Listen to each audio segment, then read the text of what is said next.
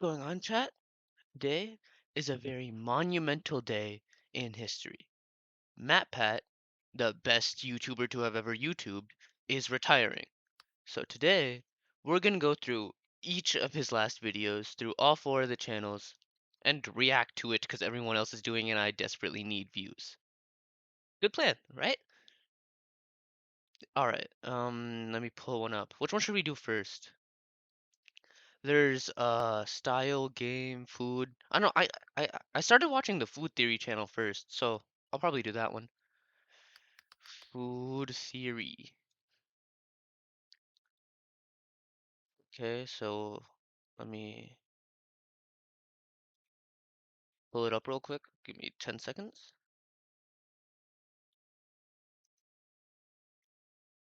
Okay, we good. Now, how do I screen share this? So, I've only ever this is it.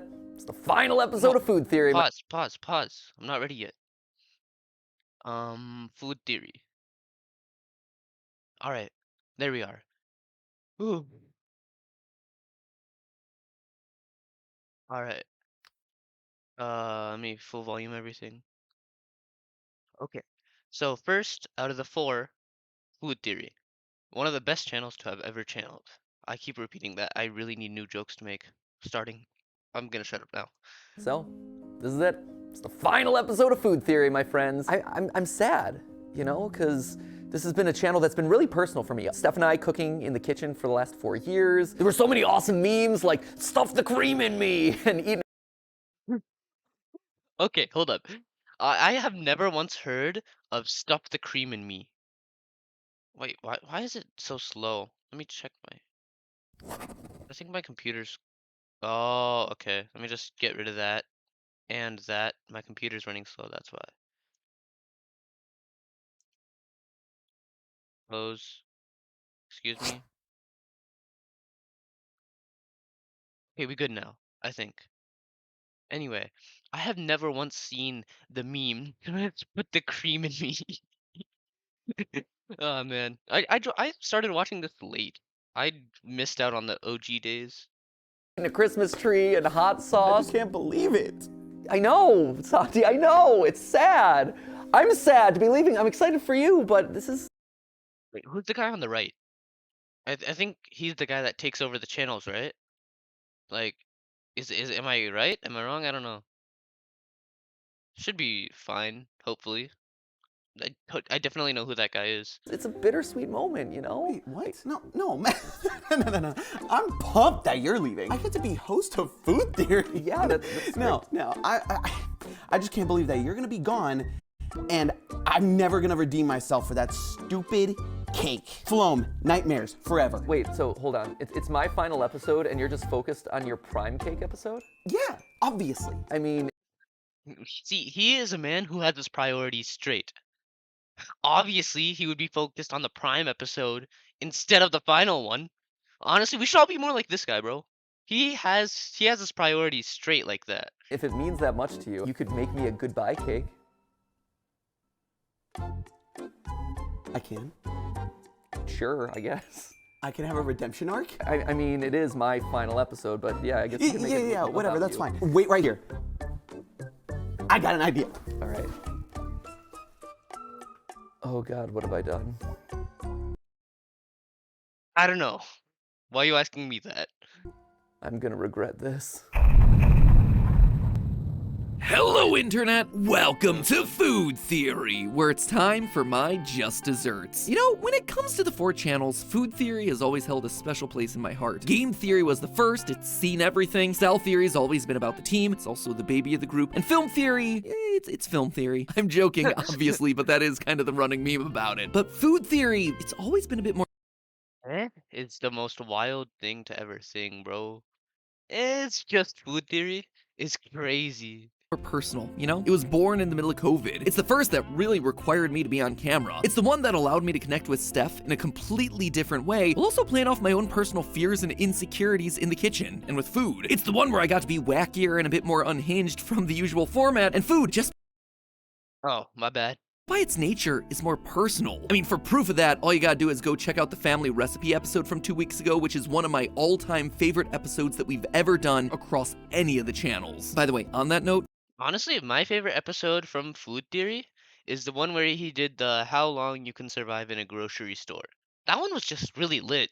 I don't know, I like that one so much. thank you for all your comments on that video. It's been heartwarming to read all those stories. If there's ever been proof that the comments can still be a place that's positive and uplifting, that one video right there, that is it. I've spent so much time down there just scrolling and reading with a smile on my face. It's been really beautiful, so thank you. Thank you for sharing. Anyway, back to the point. Knowing how special of a channel this has been, what better way to close out my time and transition over to the new host Santi than an episode dedicated to both of us? A celebratory cake for me, a redemption cake for him. You see, Santi's had a bit of a prime-sized chip on his shoulder from his last go-around trying to bake on this channel. Santi, can you show the camera kind of what's happening in this school? No.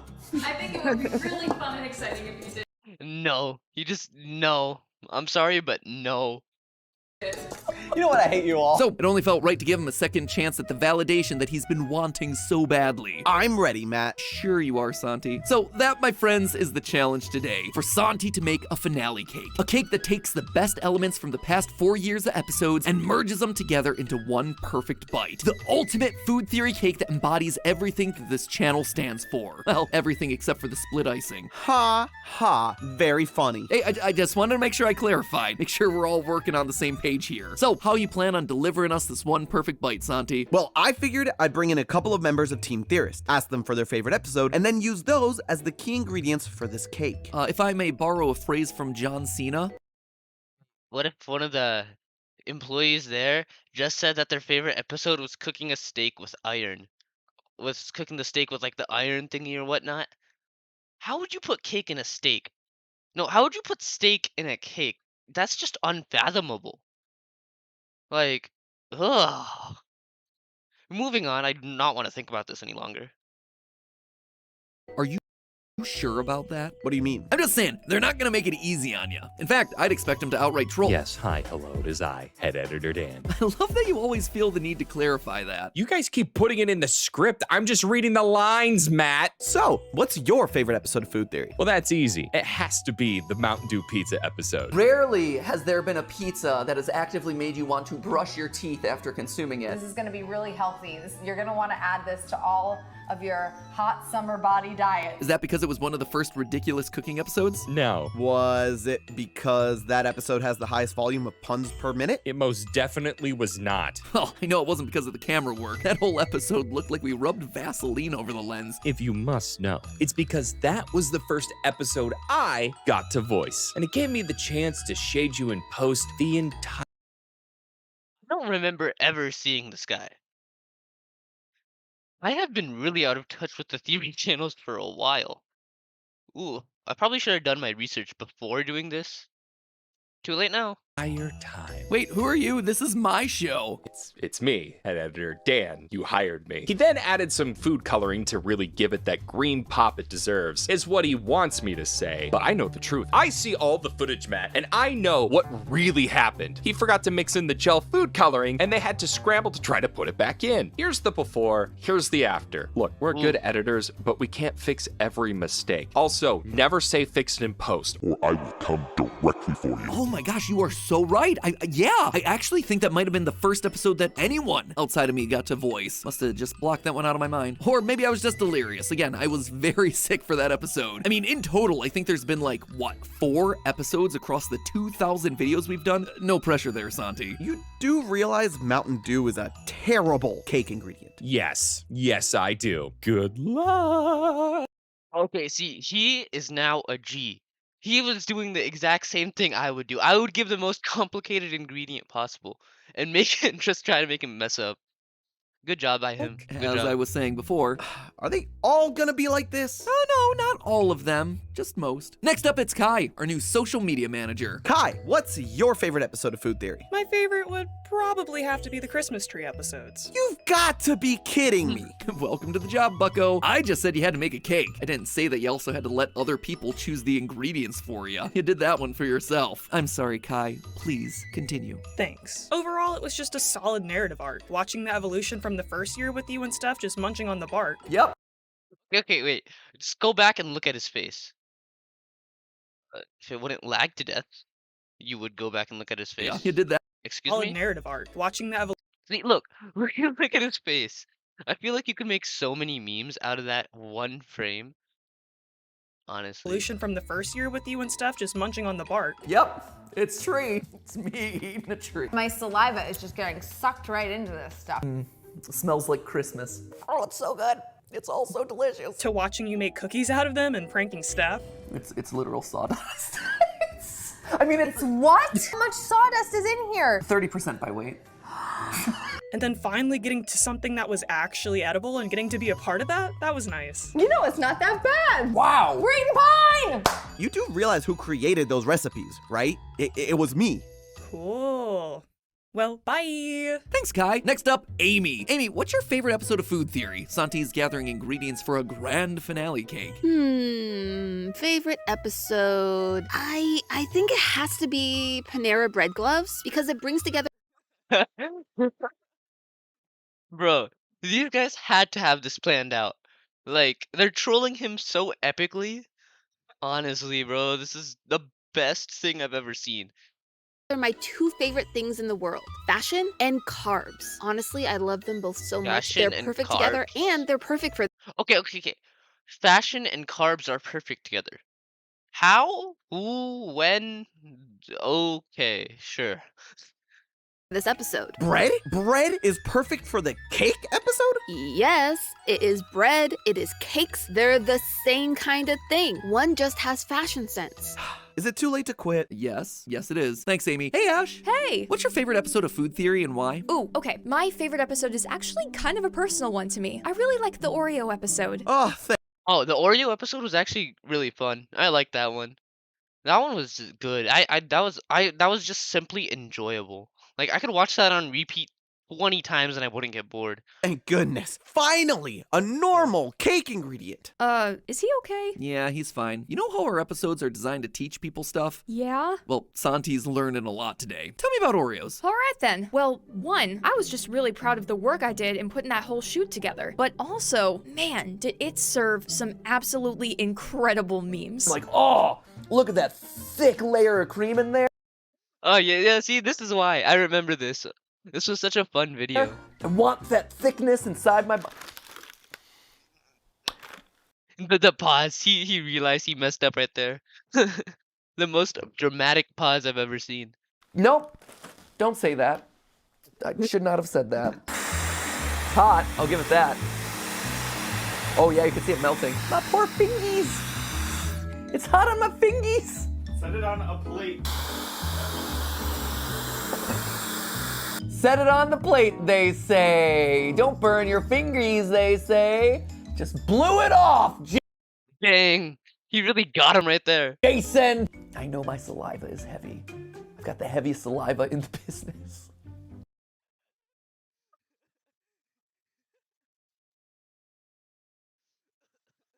Ah, this guy, bro. So sorry. My good dude, you were so questionable. My good? Did I hear that properly? So sorry. My good dude, you were Good. She says good. She says good. Epic mistake. I'm so smart. I am literally the best detective to ever detective. so questionable. Continuing around the office, Lee gave us the Diet Coke taste test because he's also addicted to that sweet, sweet nectar. Josiah gave us Prime Exposed, and Tom added the TikTok favorite, pink sauce. I hate you, Tom. Okay. Oh, the pink sauce. The pink sauce was eh. You know, I didn't really care for it. I didn't even know what the pink sauce was at that point. I'm like, wait, what is this? I live under a rock sometimes. Look at his face. It's all a blur. Okay, it could have been a lot worse. Just feel lucky no one said the Kentucky Fried Chicken episode or the Cabbage Soup episode. But what about you, Santi? I'm curious. What's your favorite? You're the one taking over the channel after all. I mean, I'm not doing myself any favors with this one, but it's actually the fries episode. Never order McDonald's medium fries, I think is the official title. It was one of the first on the channel. Actually, it was the first. I just like the science of it all and thought it did a good job of showing what this channel's all about, you know? In general, the fry episodes tend to be really fun. Sprite and fries, another personal favorite. So you've got yourself yourself Mountain Dew, Diet Coke, bread, spruce, Oreos, pink sauce, and French fries. That enough ingredient inspiration for you?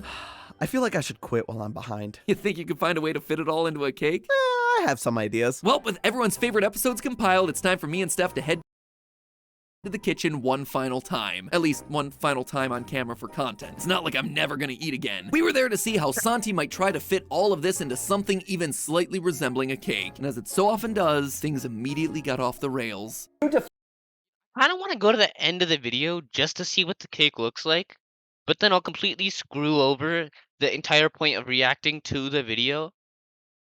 So now I just have no clue what to do. Guess I gotta keep watching it. Fine for Steph and I, who are not in the bro We're community. not bro dudes, Yeah. as it were. So Bro dudes? It's either bros or dudes. Like, how are you gonna mix them together? Honestly, bro. So, can you explain the dap? yeah, if I were to get dapped up, what Oh my god. Okay, this is gonna hurt. This is gonna hurt. Ooh. Okay. Breathe in, breathe out. I got this. Hopefully. Hopefully. would I do? For context, Santi had called Justin to get dapped up, and we were intellectually curious about what this mating technique was, like researchers observing gorillas out in the wild. It's in the hand motion. You look Well, like you're doing a little Edelweiss. yes. motion. If you're a bro, you're too cool for a handshake, right? Handshake, you go in firm, up, down, release. That's Exactly. Up, down, and release is how you do a perfect handshake. But there are villains out there who hold your hand for more than up, down, release. Why? Someone explain to me why and how. that's how you do it. That is the hope, yeah. Yes. There. Maybe a couple, Boom. yeah. Yeah. Dap it. God. Dap it. I get very intimidated by hand-to-hand interactions that are not that. I don't read people all that well, and so I can't just like flow with it. You have to remember, cool peaks in high school, right? So you have to think about it like you're the kid in the back of I the hope class. not. You're not trying hard. You don't want to like go in with a lot of emphasis or anything. You just want to go just cup it. Yeah. You want to get the clap, and you Are we could do- are do we- that. are we doing the but, bro? But you could just do that, and like you just have to be relaxed with it. This actually hurts. Ow. I'm experiencing severe body pain right now as trying to watch this. Ooh. Like you wanna get a good clap. Okay. Nope. See, Nope. You're gonna go from here, and we're gonna clap like that. Okay. And then just that. That's it. Okay. All right, ready? Wait. So, since when is there a fist bump at the end? Isn't it just a clap?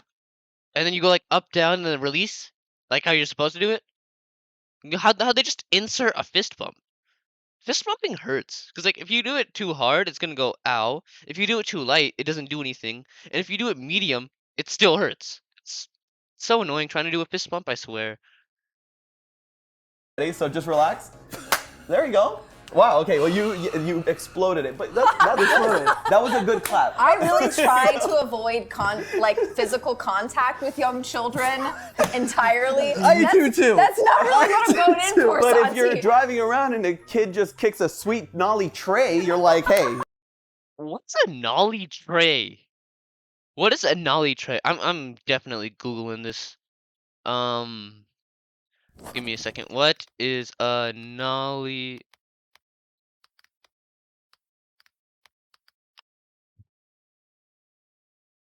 Oh, it's a skateboard flip looking thing. Honestly, thought it would be better. Wait, hold up. Let me do something real quick. Okay. If I were to go, what? Oh, give me one quick second, guys. I need to do something.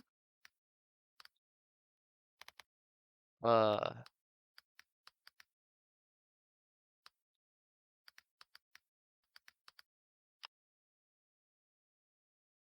okay, this is gonna take far too long. I shall do this right after I open up my email. Okay, now I shall do this never. Back to reacting. Because I need views. Dap them up. I honestly can't tell if he's being ironic or not. Is this a bit? I don't get it. Regardless, we were all set with the ingredients. It was time to get cooking, but not before one final sick burn from Steph. We're gonna take all of that and mash it into a monstrosity that we will call a cake. You've called a lot of things cake in the past. Right? And you called even more things calzone, and none of them were right. You know what? You're lucky I didn't put ricotta in this cake. I was this close to doing it. It would have made it closer to a calzone than anything you've made before. Oh, she got you. Dang. Yeah, that was a good Dang, man just got wild. burn. Yeah, Steph, hit me up with that dap, girl. Oh, yeah. Hit me with that. Oh. You gotta practice the handshake. Oh, yeah. Got it. See, now this episode's never gonna see the light of day. So how did Santi expect to work all of these insane ingredients into one tasty, or if not tasty, at least edible bite? Well, Mountain Dew and I don't know. I'm severely questioning how he manages to do anything. Like how, who, when? Mountain Dew and I don't know. Okay. Oops. If I knew how to edit, I would edit that out. That sucks. Why is my screen black? Okay, I'm just gonna refrain from doing that. That's probably why. Diet Coke were set to be the sponge layers. Santi insisted How? Again, they're liquids. How are you gonna make them a sponge? on another round of trying to make frosting out of prime, and then there were the croutons. Amy's favorite episode was the bread gloves. So we're gonna take the croutons and we're gonna pulverize them into a little bit of a dust. Man, nothing says delicious cake quite like salad croutons. It's actually really interesting because you have the airiness of the cake. You know what? You'll see. You will see. You'll all see. I love it when a cake is described as interesting. From the guy who also says that he doesn't like cake. All right, Dapper, what do we got going on? I'm gonna have you both pour in the respective fluids, and we're gonna pour them into the cake molds. It's pillowy and cloud-like, actually. It's very fluffy, got lots of air in there. It's so fluffy. So the science behind this is actually really cool. Instead of baking soda and baking powder, our leavening agents are the sodas. In using The sodas. Okay, yeah, so just completely getting rid of the word baking and putting in the word soda totally helps you make a cake. Yep, 100%. Definitely trust these guys. You use this recipe at home, kids. the sodas, the carbon dioxide that's released creates those similar air bubbles and causes the cake to rise. Plus, we get to incorporate the flavors of the Mountain Dew and the Diet Coke. It's honestly By removing the word baking. Yeah. Yeah. all super cool. With the sponges in the oven, Santi encouraged us to get some of our aggression out on the croutons. Oh my god! What can I say? Between FNAF lore and hot wings, I guess I have some pent-up rage from 13 years on YouTube. Man's turning Super Saiyan. I meant like take the bag and smash it. Oh, that was manly. I like that. Yeah, you were like, I don't care. Bro. Yeah, there you go. Dapper, bro. Yeah, What is this last part? There you go. Oh, because you're like, wow, you are. You could be a masseuse, like one of the massaging people. Just goes to accidentally breaks his spine. Oops. Hey, I'm not liable. You signed the contract. Wildly efficient. I am very pro therapy. I am also very pro punching croutons really hard. With the croutons all mashed and the Fredbear trauma all processed, it was on to the prime frosting. It's like strawberry ice cream. I was gonna say it does look like strawberry ice cream. Oh, very much so. Why does strawberry ice cream look like that? It looks more like pink whipped cream or something. Strawberry ice cream is more darker, I would think. Like it's a darker shade of red, really. It is a good flavor though. Strawberry ice cream is good. How's it taste? Very thick. So sweet. Ooh, Very thick. Excuse me, Matt? very sweet. Ooh, very sweet on the front end, very sour on the back end. Yeah. Very interesting. The back end? Excuse me? This bro. Man needs to speak better, honestly.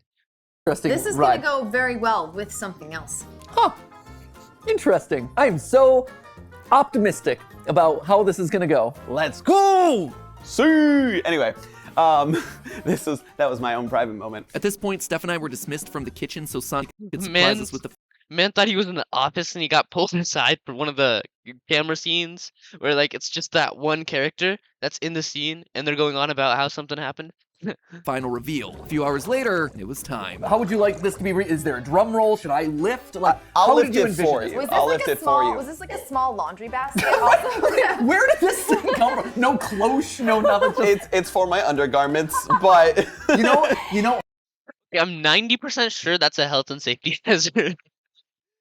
For being a food channel, they don't really take that stuff into account, do they? Hold up. It's his boxer basket. Here. Literally on our cake. Hold up. I'm gonna save you on this one. Okay. Yes. This is the last time I can do this for you. Too. Okay. He chose this in commemoration of us cooking in a dryer episode.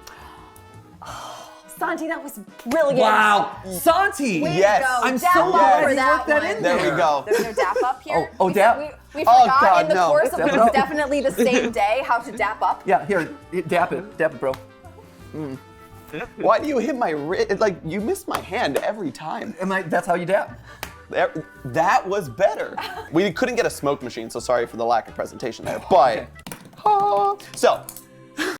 Okay, wait. Why does that actually look good? I would honestly eat that. Honestly, that looks really good. That's awesome, actually. This is really pretty. Okay, so what happened here? What had happened was. Hold on. What's the yellow thing? What is the yellow thing? Fries. Yes. It's fries. If you look at it from above, which we have that shot, it is the food theory ring. That's the food theory. That's Yes, the quadrant. that's That's the quadrant. I So- get it. Honestly, that was actually really creative. Good thing by him, really. So that was supposed to be I thought it was that. a random yellow blob. I thought so too. I thought it was like someone peed on the cake. Someone peed on the cake. Well, are they gonna make that in one of the episodes? What happens when you pee on a cake? I don't know. Maybe it gets ruined. Well, there goes my art. I'm like, we've done a lot of weird episodes, Santi, but we haven't done like, can I drink my own urine? That's more of a Good Mythical Morning style episode. Well, I mean, we were talking about tears, and I was thinking bodily fluids. No, this Easy to confuse what comes out of your eyes with what comes out of other parts of your both body. salty, I guess. I don't know. So Dang! Dang! No way, man just said that. Wild.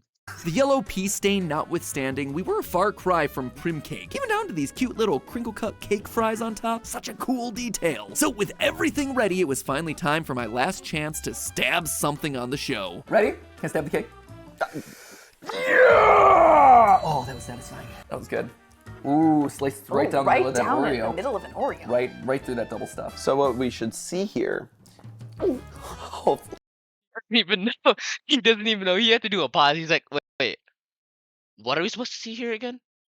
is a nice. Is that you that I just heard swallow really hard? It's like Santi in one moment just went through the entirety of puberty. What we should see here, hopefully. It's the 5 stages of grief that you're hearing there. This is my opportunity to do it.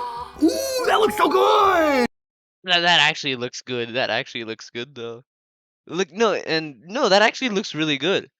That's definitely eatable. I would eat that entire cake. If any regular person were to see this, they would probably say, wow, what a delicious pistachio and chocolate cake. But nope, this is food theory. That is Mountain Dew and Diet Coke mixed with prime, spruce, and crouton. Just look at his face getting more and more just dead. Yum yum. You can't deny that it actually looks great though. But obviously the big question here is how it tastes, which is why it was time to get everyone on the team in the kitchen ready to taste for the moment of truth.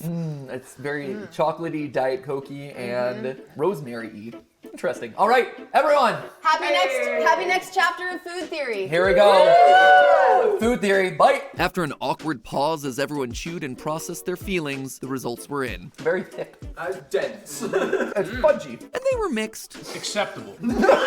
Acceptable. I got some crunch in mine. Oh yeah. Was there supposed to be crunch? Do you not see the Oreos on top? I Gosh. ate the inside. I think he found the crouton. Yeah, I was gonna say. You found the crouton. There's crouton in there. So the croutons are crushed in the middle for a little bit of texture, a little bit of flavor. So you're saying the weird uncanniness of the crunch in the cake was calculated? Yeah. That's all I Really needed to like know. bread gloves, okay? Where was A ranch. the ranch? In the pantry where it belongs. You know what, Santi? I really like it. I like it. I think it's pretty great. So as a cake, definitely an improvement over Prim Cake. I feel it fair to say that Santi got some level of redemption. But again, the assignment was to capture food theory in a single bite. And for that, it absolutely passed with flying colors. You know what? I think that this cake is a perfect representation of the last 4 years of Food Theory episodes. It's not the tastiest cake I've ever had. It's not the most precise cake I've ever had. It's a little bit messy. It's a little bit homespun. There's a lot of sugar involved. A lot of sugar involved. A lot of weird flavors thrown in there. If I were to pick a cake to perfectly encapsulate everything that we've done here on our time, this is a good one. Thanks, Santi. I'll take. Turning out to be actually a really good finale episode. This is actually really good as a finale for Food Theory. Now I just want to see how the other ones end up, because Food Theory was the one that I started watching first, really. Then I just binge watched every other episode that I could possible. But Food Theory was the beginning of my, well, 4 years ago, I'm 15 now, 11, was the beginning of my preteen years, I guess you could say. It got me through middle school, bro. Day sucked. Food Theory. I'm a kid who grew up scared of food. Home cooking for me was Burger King and Pizza Hut. When I started this channel, I could make popcorn on a stove and the occasional pizza. For crying out loud, my healthy food advice was to not order a medium fry at McDonald's. This wasn't ever about being the best chef or giving you the perfect recipe for fine dining. It was about this. It was about curiosity and exploration through food that might lead us down some pretty weird and awkward paths. You guys. That looks suspiciously like mustard. I don't know how they were passing that off as icing. What is this? It always ends up being a good time. And now I look at where we are. I look at where I am. I can make a delicious fried chicken better than KFC, or a perfect replica of my grandfather's delicious Polish soup. I can talk your ear off about the bioavailability of iron in spinach or the healthy fats in macadamia nuts. I've survived the world's most intense hot sauces and months without sugar and caffeine. I have literally fixed 2 cookbooks. I've made a delicious meal out of a Christmas tree and salted popcorn with my own tears, which I could do again today. I've even cooked a juicy, flavorful, medium rare steak in a freaking dryer. I look at this channel and I'm proud. I'm always proud of the theorist community across all the channels. But with Food Theory, I'm proud of me. I'm proud of my growth. I'm not scared of food anymore. I'm not scared of the kitchen anymore. And I understand more now than ever about the stuff that's actually going into my body. I've grown more here personally than any of the other channels, and that's really special. So with that, ladies and gentlemen, I think that brings us to a close here on Food Theory. Stephanie? Yep. Thank you for being my cooking partner for the last 4 years. No problem. We didn't burn down the kitchen. That's all that matters. Right? So thank you for that journey, and Santi, I look forward to what the next 4 years have in store for you. With that, for one final... Wait, hold up. Are they just gonna replace Santi after 4 years? Make this like a whole presidential election looking thing? No, 4 years they vote on the next one. There's outrage, voter fraud. That would honestly be lit. Like the amount of drama and memes and just everything that could be created from that'd be lit. Final time for me on this channel. Remember, say it with me now. But hey, that's just a theory. A food theory. Bon appetit. Dang. Dang. Oh, that literally gives me chills. Woo. That was a fire finale. All right, who next? There's style theory, film theory, and game theory. Well, we're gonna save game theory for last. It is the last one that was released too. Um, Honestly, I never really watched style theory. Kind of want to do that one. Or film theory was pretty good though, with the Sonic the Hedgehog looking thing sometimes. All right, let me do film theory.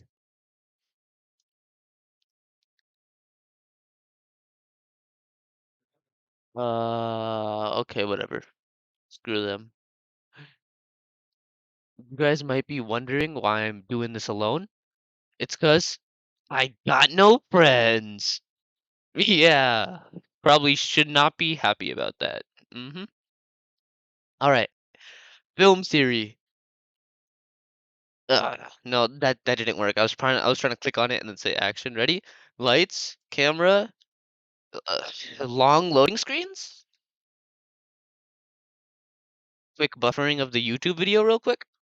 You know, usual. You know, film theory Fiction. tends to get itself a bad rap. As the middle child of the theorist lineup, it tends to get overlooked or forgotten, so much so that it's become its own meme at this point. And yet, of all the channels, film theory covers, by my estimation, the most important topics. Don't get me wrong, you have plenty of silly episodes mixed in here, like How to Kill Deadpool, Willy Wonka's OSHA violations, me trying to become host of Jeopardy! Your lost, guys, by the way. But we also have episodes warning about deepfakes, propaganda, net neutrality, copyright, how fragmented pop culture is eroding our collective sense of identity, resulting in heightened levels of depression and isolation. Those are important and heavy topics to cover because, as we said in one of our recent theories, media is a tool that can enact change and influence public thinking at a global scale. The entertainment we consume, it shapes us and our beliefs, and like any tool, it can transform into a weapon if misused. Which is why today's episode, my final film theory, feels so important.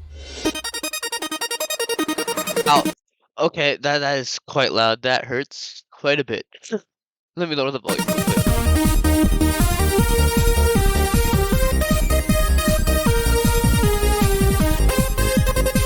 Honestly, the film theory intro though, it is the most lit intro out of all of them. I liked how it like slideshows and all that. It's one of my favorite intros.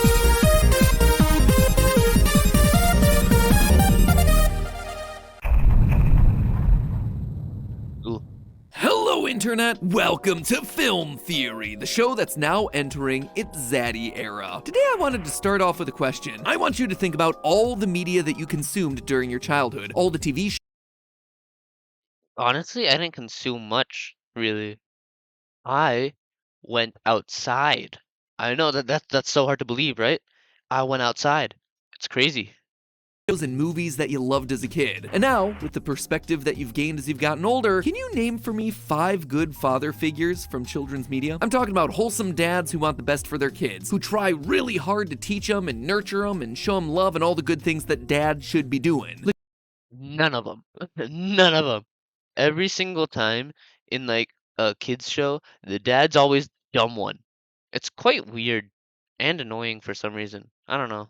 Just it's quite annoying. Legitimately, go down to the comments, type out who comes to mind, because I consume a lot of media, and I had a hard time making this list. Back when we brought Leon as creative director here on Film Theory, this was actually one of the first conversations he and I had about the state of media. Even more recently, we've asked this question around the office, and people really struggle with it. I mean, it's not impossible to come up with a list. You'll eventually get there, but it's shockingly hard. Our list ended up being Bandit from Bluey, Arthur Weasley from Harry Potter, Uncle Iroh from Avatar: The Last Airbender, Mufasa from Lion King, and Goofy from a Goofy movie. Okay, that's actually based. That's actually really based. Arthur Weasley was kind of a crack character though. Like he was going on and on about muggles to Harry while needing to be serious and all that, and it's just good. He was just a good character in general, really. But the fact that it took us a significant amount of time to do is pretty darn telling. Fathers in sitcoms are usually bumbling buffoons, deadbeat dads, or need anger management. And it's not just a lack of good dads here either. Honestly, most of the male characters that you see across media, both young and old, they're not great. Classic cartoon kids are almost universally bratty, cruel, greedy, or inconsiderate. Ooh. He just launched a nuke on his house. Why do you do this? You're so stupid! Stupid, stupid, stupid! Even the oldest of old school animated characters that have been sanitized to be as brand safe and neutral today as possible, they started off as horrible jerks. Dang! Dang! He just pulled out his blicky and went boom, boom! Bang! Dang, dang, dang. Wild, bro. He becomes an uncontrollable monster. They're angry, they're violent, they're not good people. So why do I bring it up in my final episode? Well, as a dad, I've started to pay a lot more attention to these sorts of things in the media that I watch because I want to know if it's something that I can actually share with Ollie. And surprisingly, there isn't a lot that I'm super happy with sharing. And it all comes down to a lack of shows with characters that I actually want Ollie to grow up to be like. Now, I can't stress enough that we live in the most open time ever for children's entertainment. Newer shows like The Owl House and Bro, I swear to God, The Owl House is the best show to have ever showed. Like, After watching that, no, so like I was in Pittsburgh with cousins, right? I watched some of it because they were young and all that. I went home, finished the entire series 3 times over.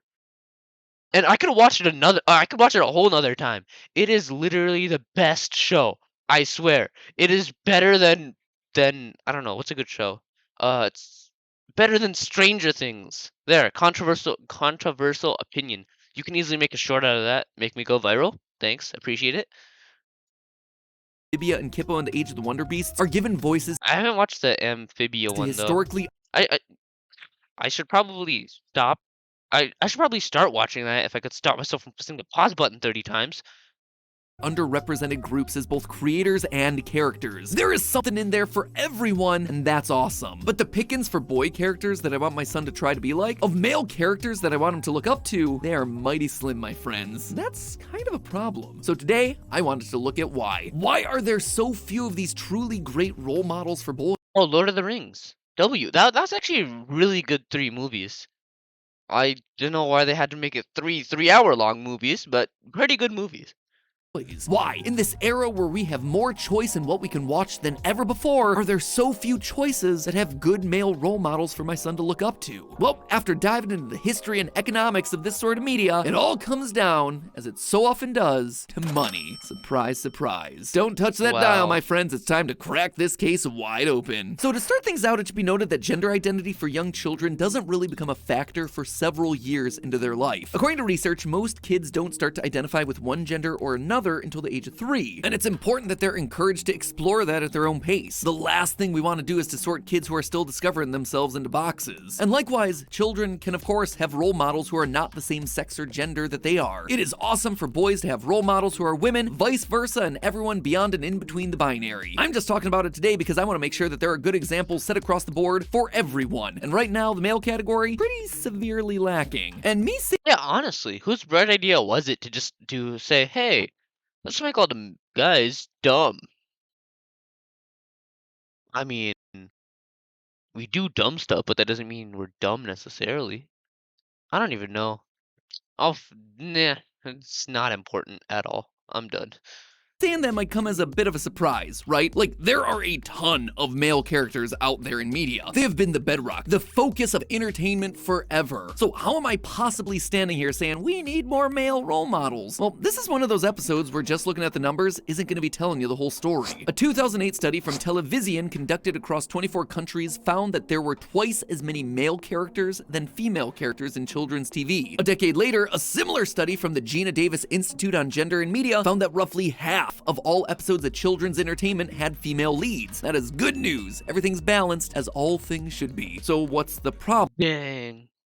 That was the cleanest insertion of the Thanos reference I've ever seen.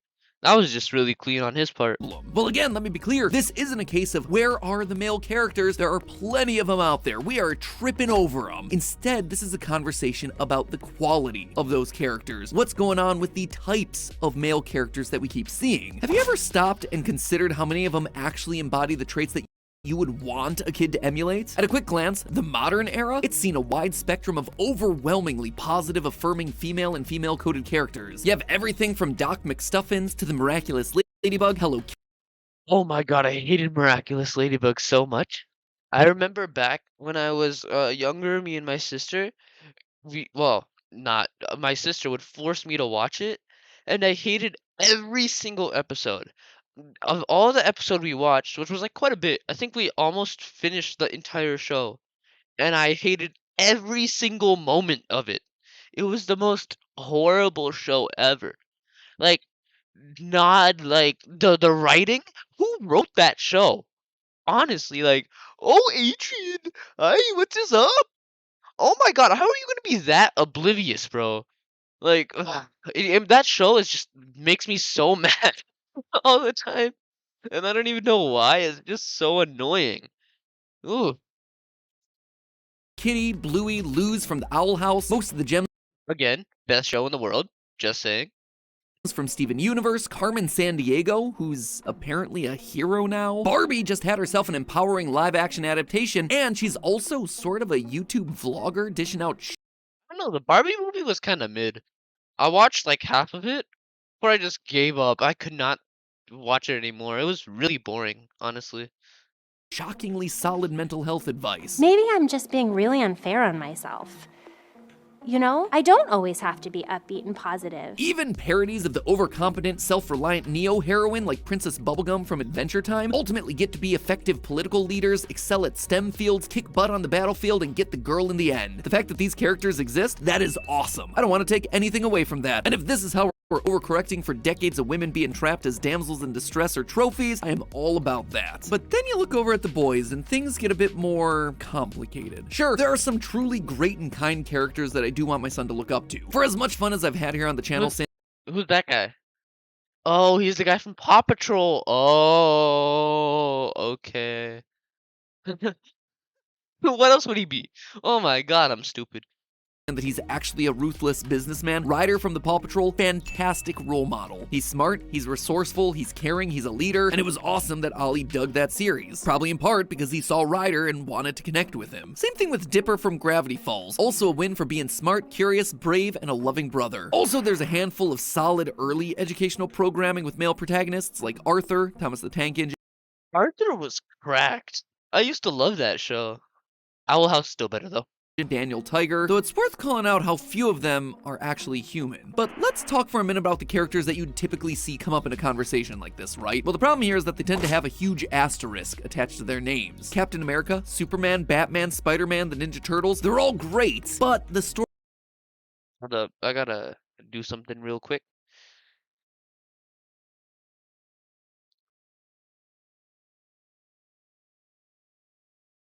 Okay, man.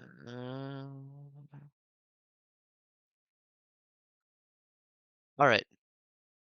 Stories also involve a lot of war, crime, death, fighting in general. They tend to solve most of their problems through punching and physical violence. Aang, Luke Skywalker, Harry Potter, they're selfless heroes who do what they think's right no matter what the cost. But they're also... Harry Potter was amazing. But you know the thing with Harry Potter, it's like it's not really a series that you can watch over and over again. It's more of like a one-time thing that you watch and it just stays with you forever, you know? Because if I were to rewatch Harry Potter, I feel like I would get really bored. But the first time I watched it, it was so interesting, you know? It's like that's why I don't reread the Harry Potter books. It's just like not a rereadable series. You're not gonna get the same experience as you usually would. Sitting smack dab in franchises built on needing to be violent, fighting, often killing soldiers, stormtroopers, dark wizards, not generally a drawback that you're facing from traditionally feminine skewing characters like Sophia the First or Elena of Avalor. And if they're not violent or surrounded by violence, well, very often they're just not good. Johnny Bravo's a big ol' womanizer. Timmy Turner's a whiny, spoiled narcissist. Jimmy Neutron's arrogant, destructive, mean to girls, and regularly uses his intelligence as an excuse for being a jerk to his friends. Even Phineas and Ferb, who are smart and resourceful and funny, are outright disobeying their parents each and every day of summer. It's actually the reason Ollie wanted to stop watching the show. He was afraid of them getting in trouble for constantly breaking the rules episode after episode. I think Honestly, I wonder how his parents never noticed that they were just building stuff every day. Like one day they build a giant size skyscraper. They come home, they go, I definitely don't see anything in the sky, right? Yeah, I definitely don't know what's going on. Like how can like that's just oof. How does a man manage to pull that off?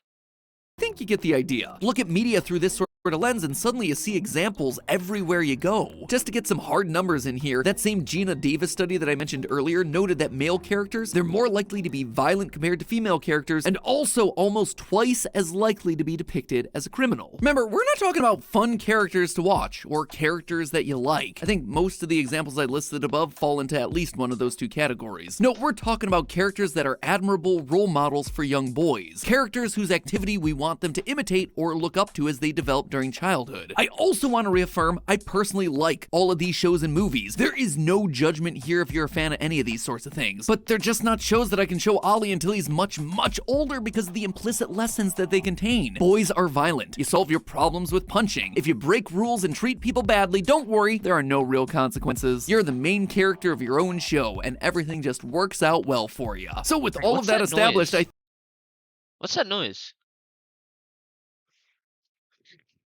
Yo, I'm going delusional or something, bro. I swear, I just heard the or something. It was like a but like with a better voice looking thing. Oh, hey, didn't even see the chat. YouTube and Twitch do not work for some reason. When was this? When was this? Eh, whatever. Yeah, a rip Matpat.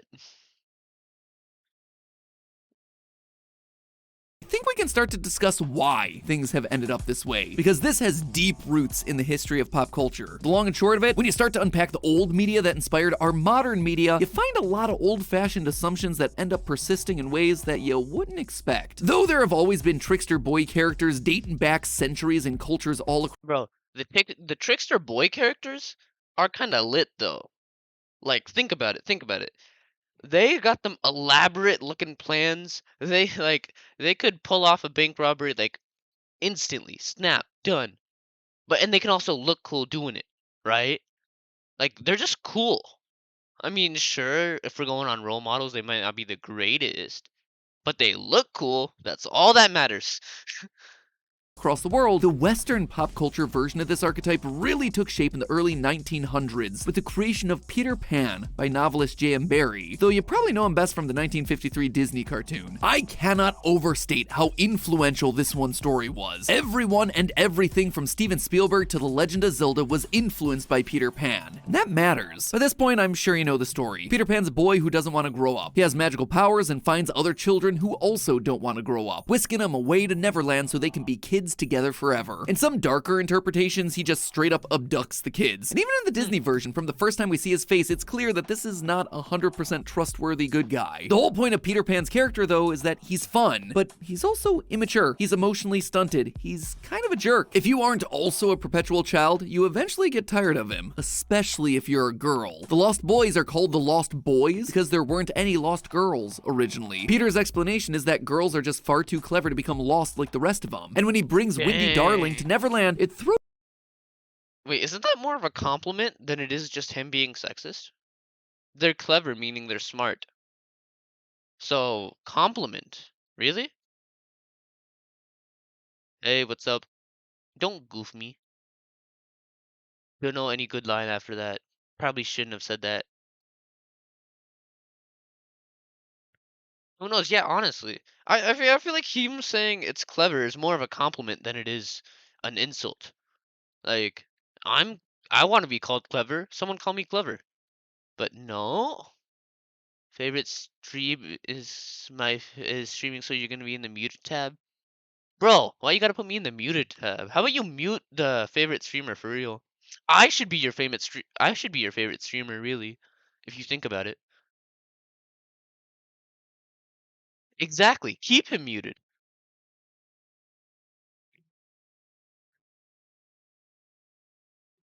All right, back to the reacting. Throws things into complete disarray because her relative maturity makes the other lost boys want to grow up. The point is, what Peter Pan explored was the very rigid classifications of gender in a child's upbringing during the era. The idea that on the whole, girls emotionally mature faster than boys. Something that has a fair. Honestly, I find that to be BS. Like, nah.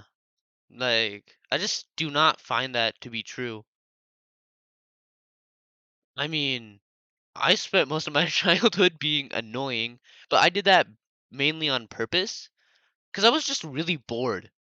Because, like, there was no other way for me to entertain myself than just to annoy kids at school. That was just fun, in my opinion.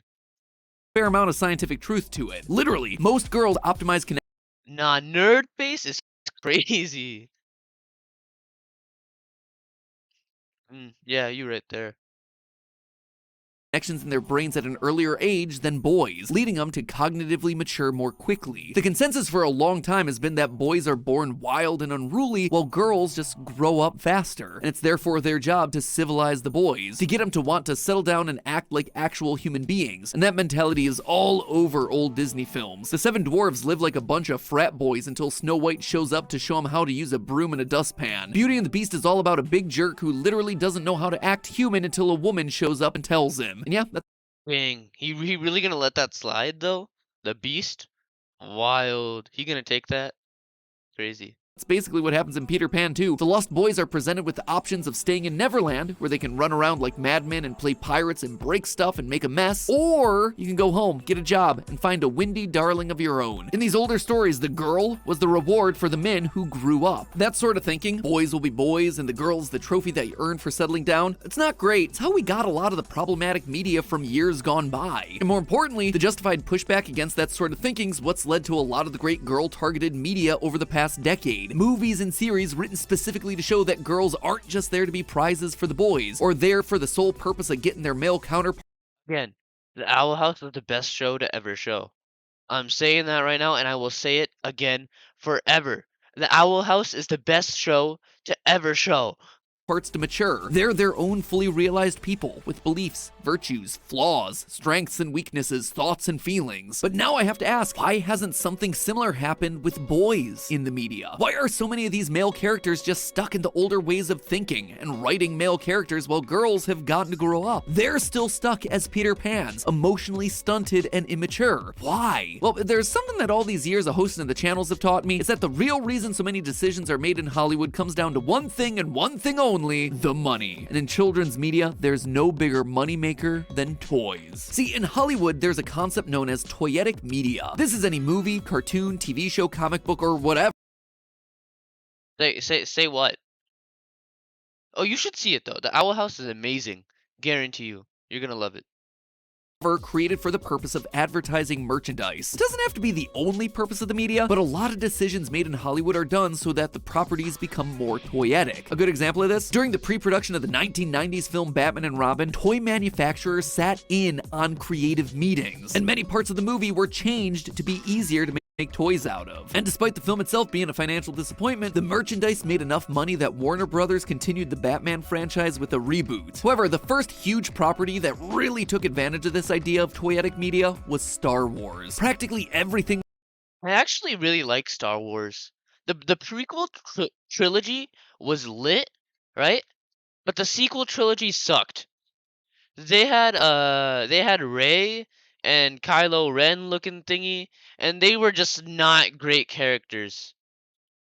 Honestly, they were they were just not great.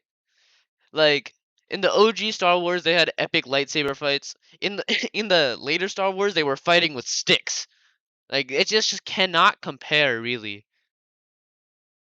Within the Star Wars franchise was designed in a way to let them very easily transfer to toys. And George Lucas was a savvy enough businessman to negotiate that he would keep the merchandising rights in lieu of a higher upfront paycheck. This is how Lucas made his billions. Not through the movies, through the toys. The movies were just a nice bonus on top. They were great films that happened to act as commercials for the action figures and plastic lightsabers. And other companies definitely took note of this. This led to a slew of toyetic IP being created for the sole purpose of selling merchandise. And a lot of the most popular franchises from the 80s and 90s fall into this exact category. I'm talking Transformers, G.I. Joe, Thundercats, He-Man, She-Ra, Pokemon, Digimon, even certified classics like Cowboy Bebop. All of them are made specific.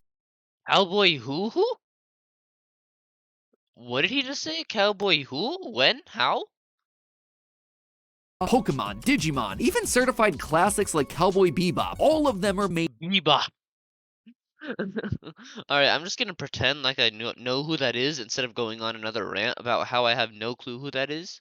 That seems like a smart idea. It's specifically to sell toys, games, trading cards, you name it, and not because they were the best stories to tell our kids. But then why are we still selling crummy characters to little boys and not to girls? Well, if you look at the way boys and girls relate to their toys, you start to see one of the big reasons why boy characters are held to such low standards. Let me show you an example from one of the world's biggest toy brands, Lego. In 2011, the Lego company completed an exhaustive study into children's play psychology that spanned multiple years and continents. They wanted to look at child development and feedback from parents to figure out the difference between boy toys and girl toys, if there was any difference at all. What did boys and girls like to play with and why? And the results were fascinating. Technically, you could say that this is not their true opinion because they were brainwashed by society to play with their specific toys instead of playing with whatever they wanted, right? Exactly, yeah. Like they're just making stuff up for money at this point. Oh, you got a boy?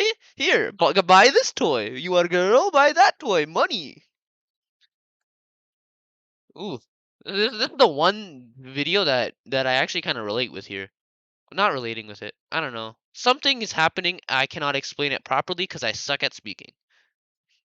This comes with big asterisks that every child's gonna be different, but broadly speaking, LEGO found that boys tended to play with their toys and figurines in the third person, deciding what actions the characters they were playing with would take more as a director of sorts. They were telling the knights or astronauts or superheroes what to do during play rather than being the characters themselves or putting themselves into the character's shoes. For LEGO, that meant that the boys tended to gravitate towards the IP-based playsets, Star Wars, Spider-Man, situations that were really exciting to direct the action for, but where you didn't really have to pretend to be those characters to make it exciting. On the other hand, girls tended to play in the first person, role-playing that they themselves were the characters doing these actions. They projected their own identities onto the toys, rather than directing them to do.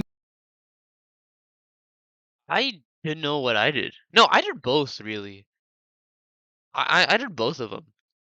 Like it doesn't matter what is what. It's just you do both of them. It doesn't really.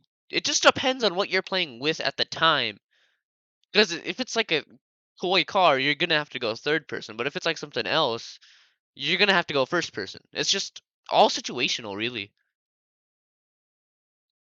Do things. The result of all this, LEGO, who had always prided itself on the idea that LEGO bricks were for everyone, that they weren't gendered, they developed the LEGO Friends line, focused more on pastel colors, sets that seem more like doll houses than Death Stars, and redesigned minifigurines to look more human. LEGO Friends is now considered to be one of the most successful product launches in LEGO's history, doubling LEGO's expectations, tripling their sales with girls in the US and European markets, and rocketing LEGO to become the biggest toy maker on the planet. Clearly, it met a need in the market, and the data from their study lines up with tons of other deep dive research about toys and playstyles for children. The big TLDR here is that boys and girls relate to characters differently. So when you're creating a TV show trying to sell them a bunch of toys, those shows are gonna look different depending on who you're targeting. For girls, you have to create characters that the girls want to be. So when you sell Bro, I actually hate Sophia the First so much. I find it horribly annoying. Like, just, ooh, never speak of it again. them toys, they want to embody those characters. For boys, the job's actually kind of different. All you gotta do is create exciting worlds and characters for them to direct. As long as they feel like cool, exciting characters, job done. They don't necessarily have to be someone you look up to. And therefore, you get characters that aren't really good people. They're just loud and grab your attention. I bring all this up, LEGO and toyetic media, because I can't help but draw a connection between the ways these studies observe children playing with toys and the media that's explicitly being created for them. Because girls typically roleplay in the first person during childhood, there's a greater focus on seeing yourself in these characters from that female-targeted media. They're designed from the ground up to be more appropriate role Why isn't models my because pause button girls would. pausing? Okay, I need to figure something out. Let me try something real quick. If I were to... Oh, I need to try something else real quick first.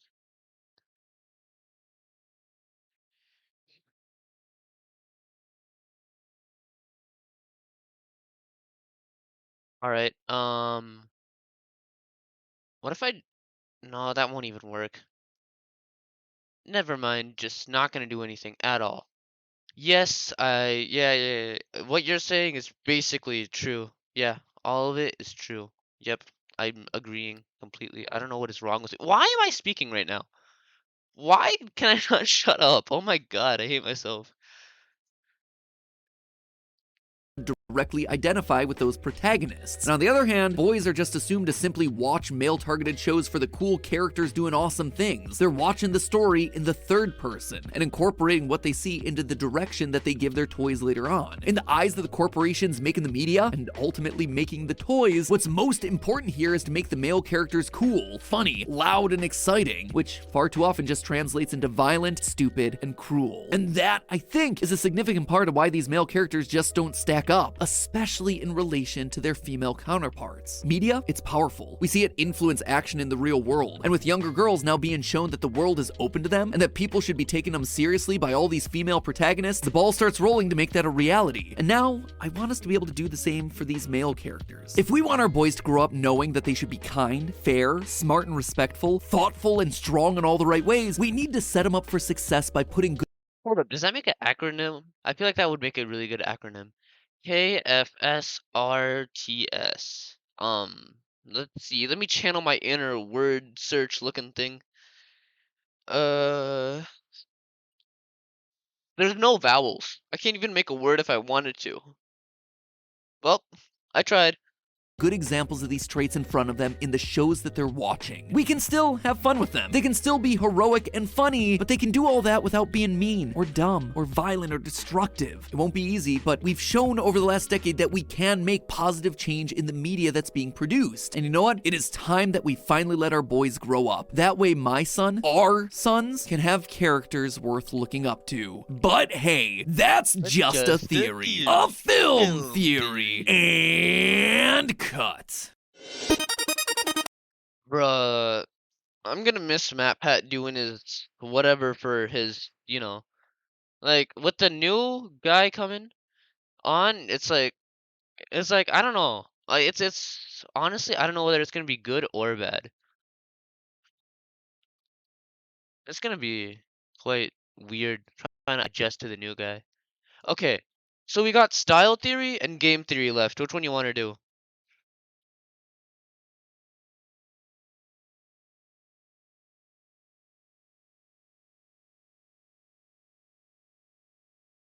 Great silence by me. Why? I'm asking you this. Why do I have to choose? Um. All right. Okay, let's put it into a spinner. Random spinner. Great random names. Dial, dial, because I can't spell, and then game. All right. Spin or press Control plus Enter.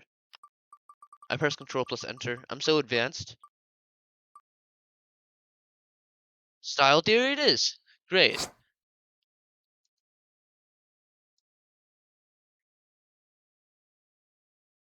Matpat'S final glow up. I have yet to have a glow up. I desperately need one of those. You think I could just buy one from the glow up store? No more games. This is my This is his thingamabob. Cannot wait to see this one. I haven't really watched the Style Theorist that much. I watched his other channels more. You glow up store, yeah, exactly, bro. You think I could just get wire transferred some of the glow? Like, give me 20% of glow, and I'll give you like $10. Pretty fair rates, if you ask me. Ooh. All right. Okay, wait. Oh, wait, wait, wait, wait. What if I do this? What if I do this? But screen share is not sharing. What? Oh, never mind. Doesn't work. Back to reacting. final episode of Style Theory. So it's either win now or go home as a fashion failure. One final chance to take myself from novice to master. No limit. You know, when he announced Style Theory, I was like, nah. Because I just didn't like the concept of it, really. I'm pretty sure that's why I didn't watch it that often. I just didn't like the concept. He could have done any other thing, yet he picked style. I guess it is really influential. It's just not something I would like, really. Limits, no budgets, and this time it's live and in person. Yeah, Are exactly. you ready? His final Style Theory. Hello, Internet! Welcome to my final Style Theory. In case you missed it, it's not a joke. This is my last episode as host of Style Theory. And I wanted to do something big for it. Something special for this last episode. You see, when I started this channel over a year ago, I knew that it was gonna come down to this moment. I wanted to find out what the key to learning good style was. Because I believe that just like anyone can become a theorist, anyone can be a style icon. You just have to do the research, figure out the rules, the hacks. No, you just gotta get really famous on TikTok. Instant style icon. Just like that. Oh. Okay. Great. Good for you. the data behind looking sharp. And when I don't know something, I track down someone who does, and then ask them to teach me. So in part 1 of our epic 4-way stylist showdown, I turned to online stylists to see if the internet would once again hold all the answers. But alas, that road only led to disappointment and me looking like a generic K-pop wannabe. That means that this time, I'm not hiding behind the safety of my computer screen. I'm bringing the experts to me, live and in person, into my home and into my closet. It all started in a closet, and today, that's where it's gonna end. Stephanie and I are Okay, that's just a really clean line. It all started in a closet, and that's where it's gonna end. That's such a clean line. How has he managed to do this 2 videos into a row? He just does the cleanest thing ever. It's so weird. Press play, please. Thank you. determined to find the secret ingredient to elevating our style. And as a surprise gift to all you loyal theorists that have come along on the style journey with us for the past year, at the end of the episode, I'm gonna have a super exciting announcement that you're not gonna wanna miss. It's gonna change the world of fashion on YouTube forever. Editors, set another timer. Alright, that was a bit more intense. Bruh, than man's really gonna make me wait 32 minutes? Ooh. It to be, but sure, we'll roll with it. The pressure's on, theorists. We can't afford to waste any more time. The end is near. In our first round of this test, we pitted human against algorithm to take my and Stephanie's style to the next level. And didn't go quite as planned. I highly recommend you check out that episode before this one so you get the whole experience. Well, too bad. I'm not gonna do that. But long story short, while we learned a lot through the process, we didn't get all the answers that we were looking for. While we got a few good items, we didn't learn how or why these clothes were meant to elevate our style. So this time, we're gonna turn up the pressure. No budget, no barriers, no backing out, no matter how out of our comfort zone these outfits might be. So this time, we only have 2 things that we're judging. 1, did they get our style? And 2, can they teach us to be better at styling ourselves? Should be pretty darn simple, right? Well, we're about to find out. Let me introduce you to our stylist options for today, because theorists, they could not be any more different. On one end, we have Jamie, a part-time personal stylist who does this as Yes, I definitely know who that is. Yeah, 100% know who that is, for real.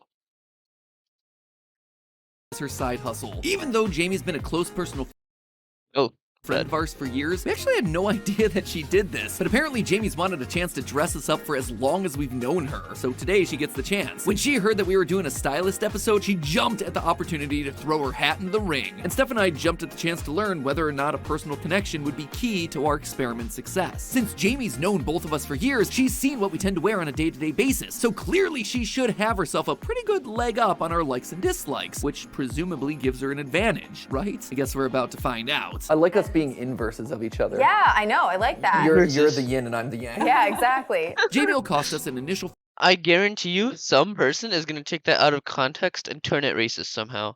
I'm willing to bet pure money that someone manages to do that. Fee of $150 per person for the initial consultation and lookbooks. Depending on how long the shoot goes, she also charges an additional $50 an hour and will. Hold up, they're paying her? Isn't she their close friend for many years? I'm pretty sure that entitles just doing it for free, right? And honestly, if I were her, I would start like a business or something and then use this exact video to promote that and then just make $1 billion. Very simple. Also need to purchase the clothing from the lookbooks to try on. On the other side of our style spectrum, we have our most expensive option in the entire series, a professional personal styling business from right here in Raleigh called Refined by Teresa. They pride themselves on their I definitely know what that is, for real. services and flexible scheduling, which, as a very overbooked guy, definitely appreciate. Taking a look at their in-person options, we went with their signature closet audit service, priced at $450 a person. Pretty heavy. Why is YouTube not YouTubing? Oh my god, that's annoying. But yeah, she would charge? I don't know. No, hold up. Let's go back. I need to figure this out. Okay, we're at 342, remember that. Each other. Yeah, I know. I like that. You're the yin. Initial consultation. Yeah, exactly. Jamie will cost us an initial fee of $150 Jamie will cost us. Jamie will cost us, meaning that they're paying her. Alright. I'm so smart. Epic detective skills. Anyway, we were at like 342, right? Just great. Good enough. No other service touted the opportunity to learn. By coming in and going through our closet, they're hopefully able to teach us how to take our current personal styling to the next level. No shopping required. They aren't turning us into some new version of ourselves like we saw in the last episode. They're literally trying to take our existing clothes and give them a new, more fashionable life while figuring out what gaps exist in our wardrobe. If they're able to pull it off, well, that could be a game changer. But to reap the benefits of our two talented stylists, we first had to return to our personal purgatory, filling out the USMP what? Mention of one of the final theories? Just on. Okay, let me go to Twitter then. Oh wait, no, I can just access Twitter through here because I'm using Opera GX. Not sponsored. Then again, I would love to get sponsored. So Mr. GX.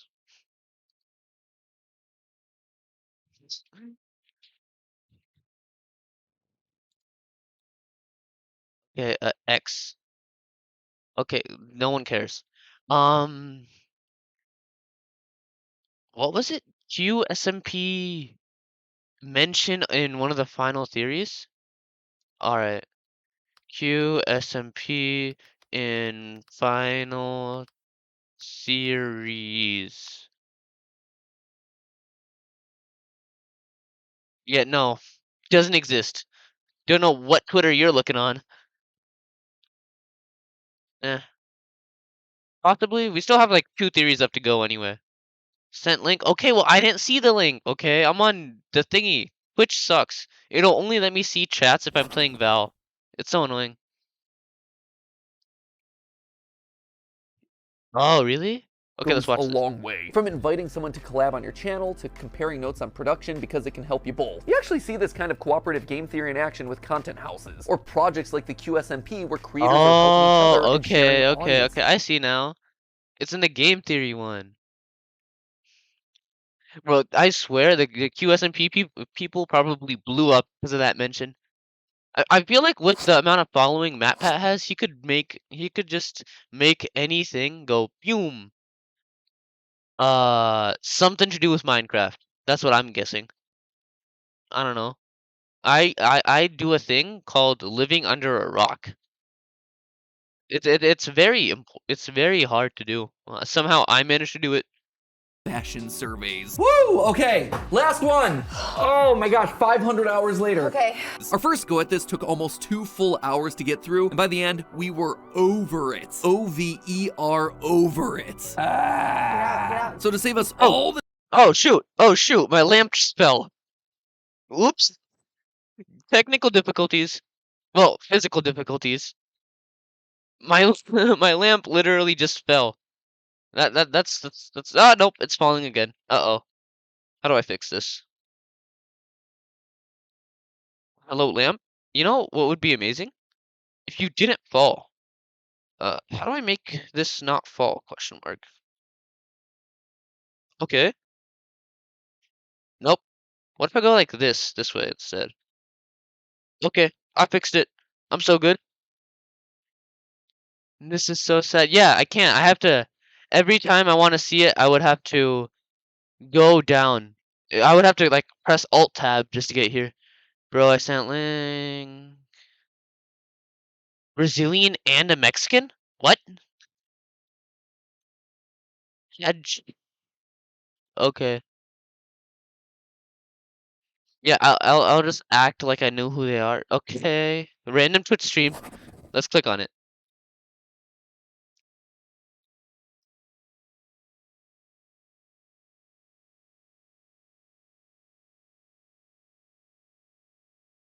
Una pregunta. ¿Cuándo es tu cumpleaños? Te amo a ti y a tu culo Roger amor. Sí, mira, es el... Okay. Es, de hecho, okay. mañana cumple... I'm done. I'm getting completely off track here.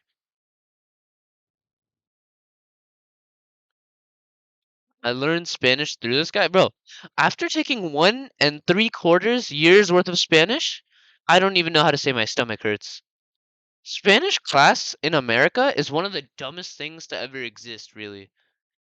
Like, almost 2 years I've taken it, I can't even say my stomach hurts, but I can do a perfect cultural comparison between Spain and America. So, they're doing something wrong. Yeah, exactly. I could learn more Spanish by watching Spanish media than I could sitting in a classroom.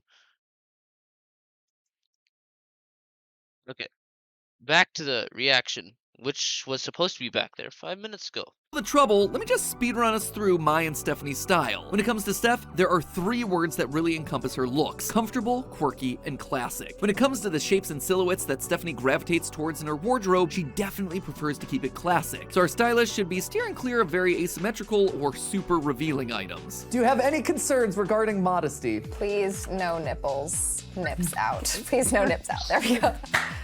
Codpiece though, all in. Stay away from the nips, but codpiece. Oh yeah. But while her silhouettes might be classic, where you do see Stephanie start to show off a wild side is with patterns. Stephanie loves a cute, bold pattern. Whether it's using color blocking or putting cute pasta shapes with faces onto a sweater, she is all in for that. And it needs to be comfortable, meaning no scratchy or stiff fabrics. If she can't take a cat nap in this thing, it is out. When it comes to some of her favorite pieces, sweaters, sweaters, and more sweaters. As long as they come in fun colors or with a nerdy design, you are a winner in her book. Lastly, as a petite gal, she's always on the lookout to find something that'll help elongate her legs. And then over here, Elongate legs? See, there's a really good way to elongate your legs. It's called becoming tall. You know, just getting good at life, winning that genetic lottery, and just becoming tall. It's very simple. I'm like 6 foot. You know how I got to 6 foot? From being tall. I'm not a hater. I'm just speaking facts. Like you can't control whether you're tall or not. Just go along with it. No one really cares about height. you got me, the guy whose only fashion icon on these surveys is Ken from the Barbie movie. I love bright, bold colors. I appreciate the pieces that make it look like a rainbow just puked on your chest. I mean, for the past 10 or so years, this bright red jacket has become my go-to uniform. Speaking of, I love jackets. Outerwear in general. Honestly, the only thing I might like more than jackets is Diet Coke. I guess my family's in there too. Anyway, as I learned about myself in the last episode, I tend to lean towards structured items that give me a casual internet professional look. When I look at what I'm normally pulling out of the closet on a day-to-day basis, for ease and simplicity, I'm following a pretty regular formula. T-shirt, usually dark, maybe black, or with some fun pattern on it, with a bright, structured What are these model-looking photos? Like, did he have to pose for this? Like, what's he doing on this couch, just looking at a camera bored? I feel like he's modeling in some random magazine-looking thing. Yeah, Diet Coke is not great. It's just not great. I'm sorry, but it's horrible. Diet Coke is not. No, no, no, no, no, no, no. It's just original Coke is better. Honestly. What? What else you hate? Controversial opinion. You hate. Honestly, yes, yes, yes. Dr. Pepper is horrible. Oh my God. Finally, Dr. Pepper is so bad. It's like the entire bottle is bad, then the last sip is good, which makes you crave another bottle, which is bad. Ah! Oh my God, Dr. Pepper is so bad. It is the worst pepper to have ever peppered. Like the idiot who invented it in Waco is just not cooking. He was not cooking, bro. He burnt the oven. Ooh. It's nice to know that there's someone out there who hates Dr. Pepper. Honestly. Good stuff, good stuff, good stuff.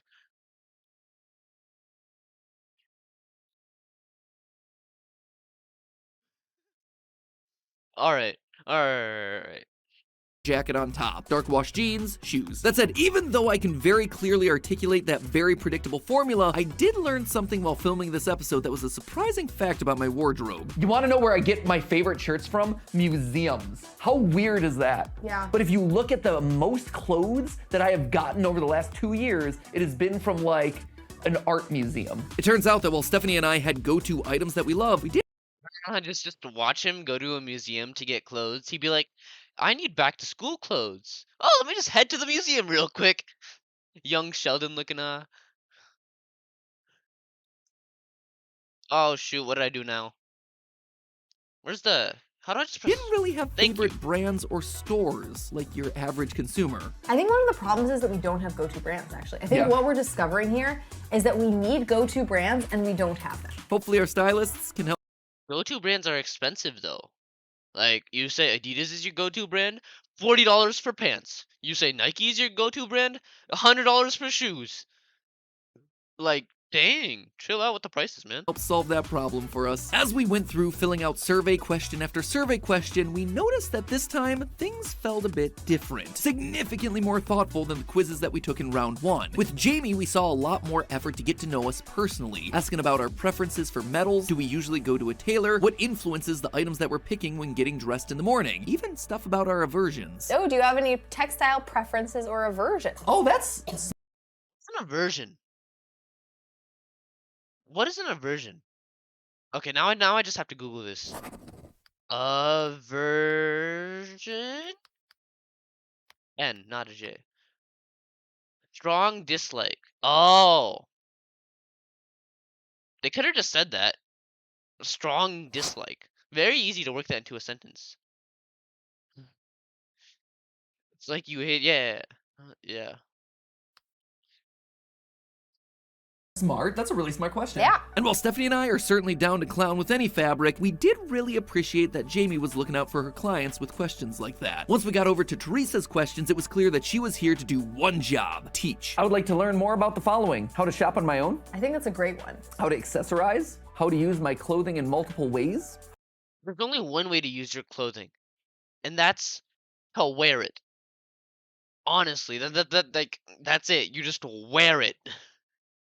Very simple. How to elevate my look, what cuts are best for my body type and frame. I mean, I'd like to learn all of these things. Yeah. I'm not gonna lie about this. My hopes at this point were pretty darn high. Like the feeling I get when you take the time to subscribe to the channel. Well, Well, I'm unsubscribed. Suck it, MatPat. I should probably be subscribed, considering I'm, reacting to it. may be the end to my time hosting, it's not the end of the channel by a long shot. Style Theory ain't going anywhere, my friends, and to make sure that you never miss an upload, you should smash that subscribe button. That way you get notified every time a new video goes live, like the one that we have coming up next week that's gonna put Amy into a bit of a hairy situation. Can she wind up shaving the day? Well, it's all to answer a question that you've been asking us for months. So go ahead, subscribe, become a part of one of the fastest growing communities here on YouTube, and prepare for all the amazing adventures that Amy has coming up in the new— Wait, hold up. He's scrolling down the Style Theory thing, right? Oh, that's Matpat'S finale looking thing. Okay, that makes sense.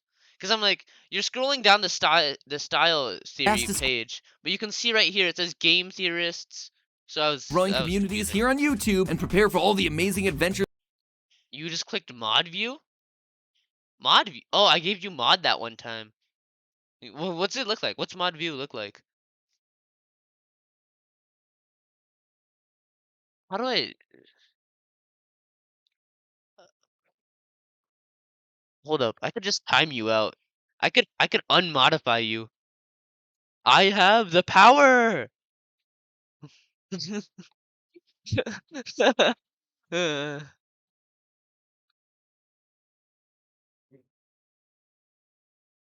Well, you also are the only mod, but I guess you have a point. I start charging for mod. You have to pay me.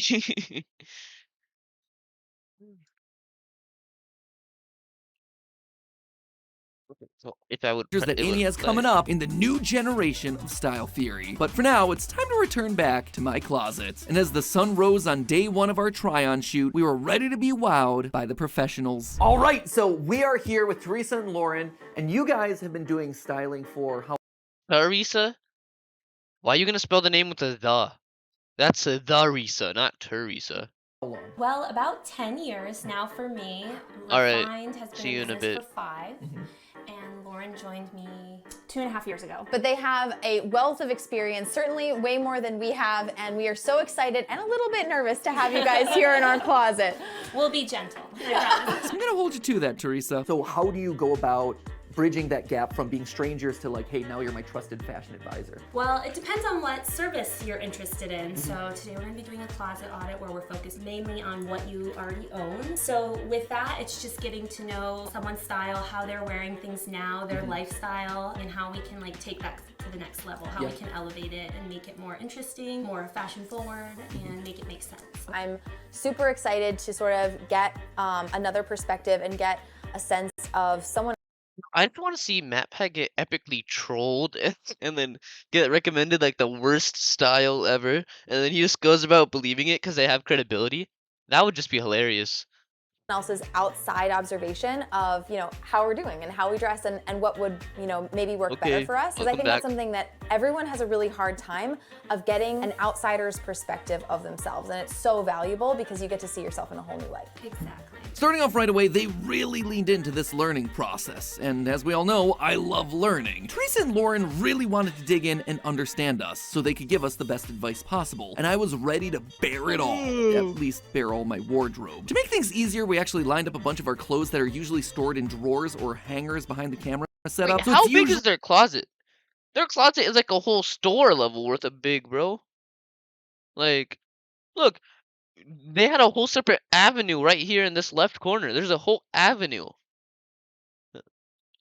How big is their closet?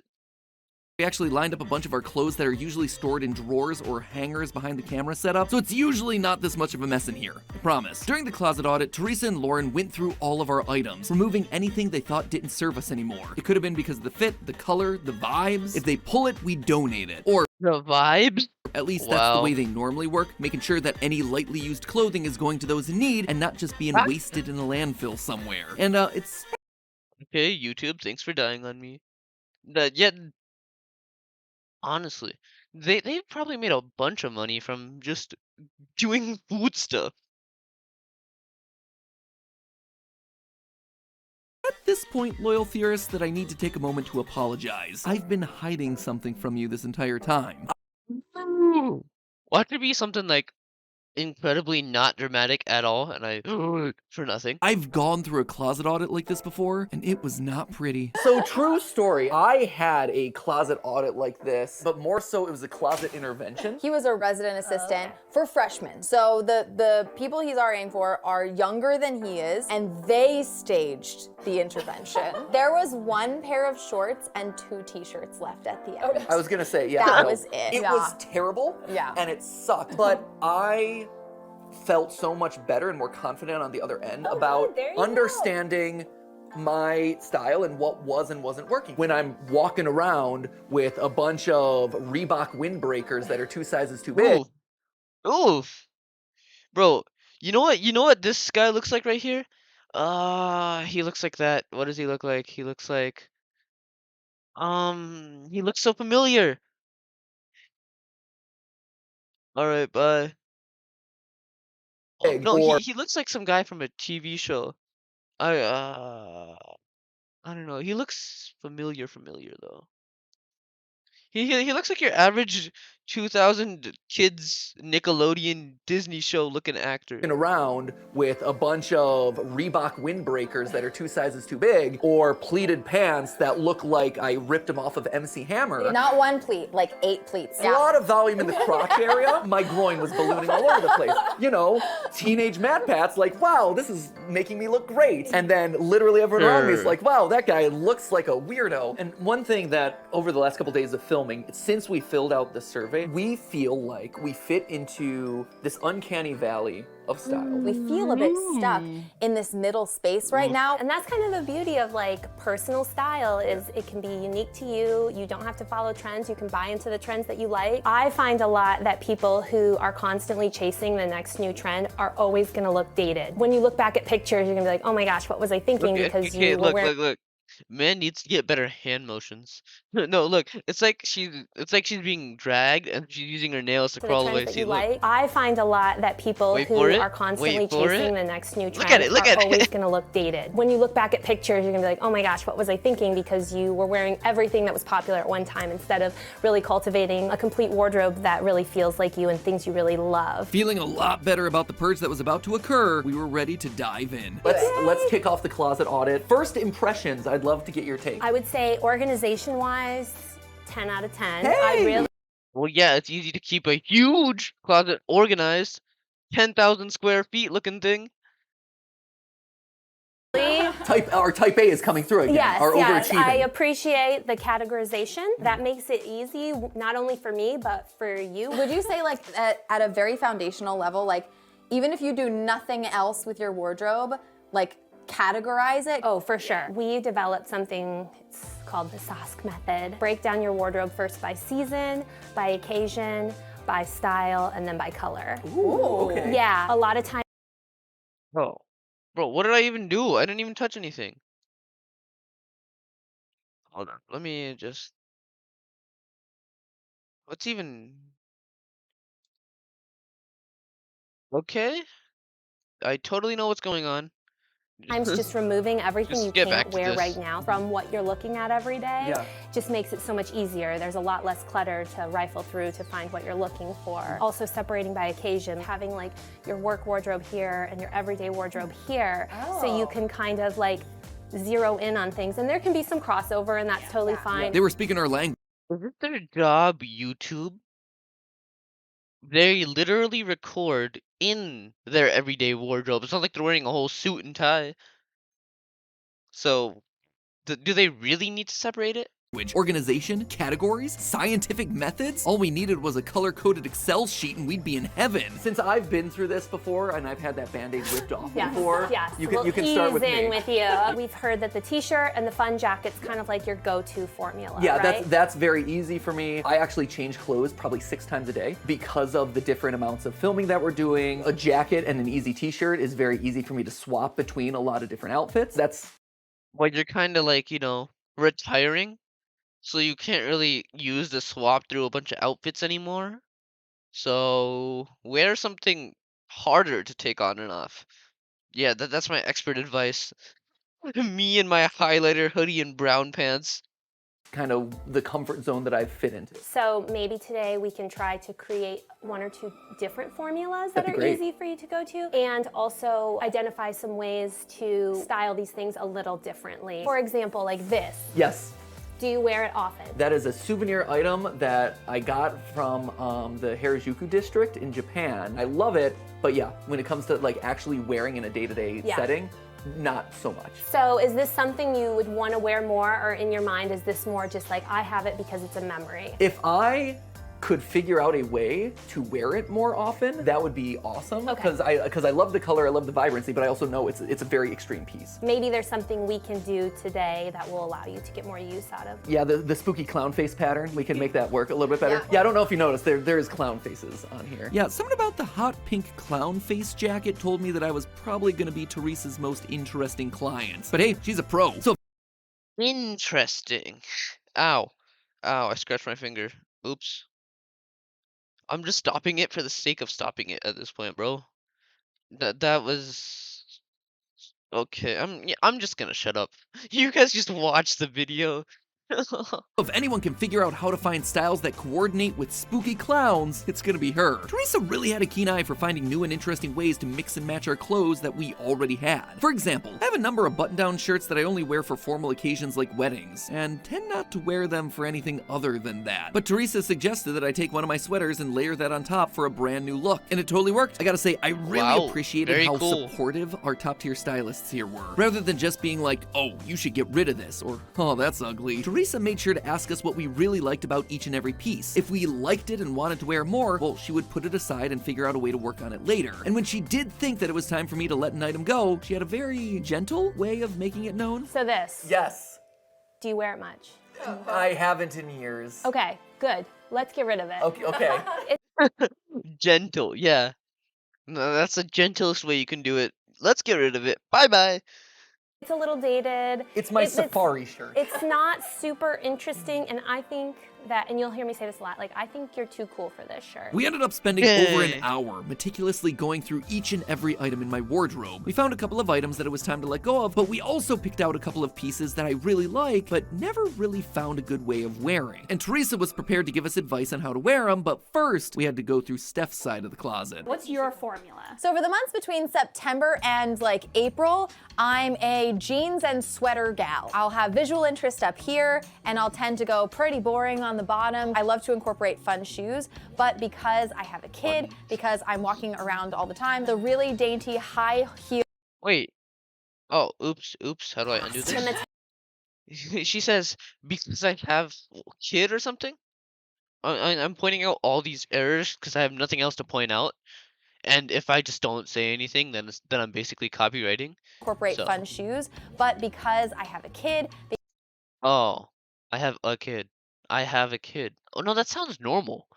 What is wrong with my ears? My ears are not working out today. Because I'm walking around all the time, the really dainty high heel like part of my life, that's in the past. The metallic pink platforms? You don't wear those? No, those are okay. So we went to the premiere of the Mario movie and I went hardcore peachcore. So it was all pink and those were the shoes for that particular moment. I already put together an outfit in my head. When we first got here, and we were kind of playing around with those shoes. Ooh. Oh, I would love an excuse to wear those again. Teresa being drawn to the pink platforms definitely gave her a couple of points in my book. She wasn't afraid of some of the wild and crazy options that existed in her closet. In fact, she was trying her best to lean into them. Why? Because she could tell that those were the items that Stephanie and I really enjoyed. I could see the gears working in her mind as she tried to find ways to make these difficult items.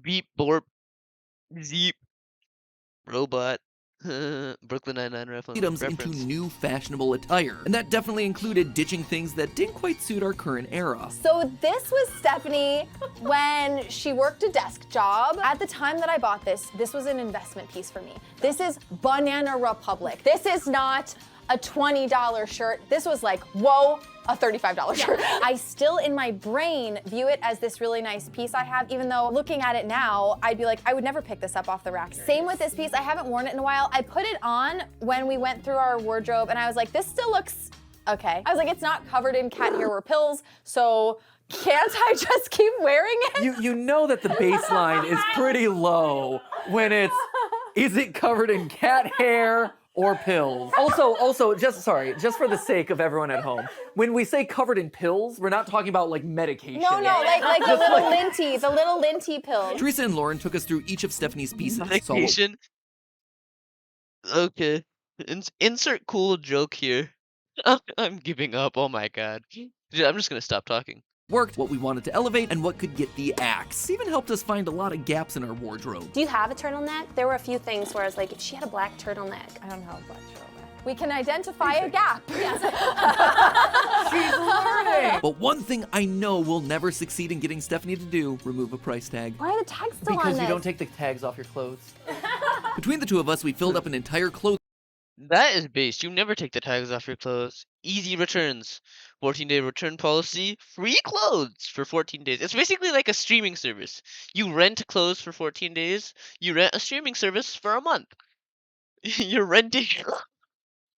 Because then when you just return them, you can buy them again and then return them again, and then you have the same wardrobe. Clothing rack of pieces that we loved but needed help learning to style properly. So Teresa and Lauren combined their fashion powers to give our old clothes new life. And I, for one, was excited to see what they had in store. Okay, I'm standing in the hot seat, and I gotta say, I love this. This is so good. And again, it's all stuff that I already had in my closet and didn't use. Like these corduroys, I haven't worn them since I bought them. This shirt, I've only reserved for formal events with the family that are too boring for my other fun shirts. It brings such fresh life to these pieces that I had no idea. I'm not really seeing it. To me, it just looks like a normal outfit. Nah, there's like nothing really special going on, you know? I'm not seeing much.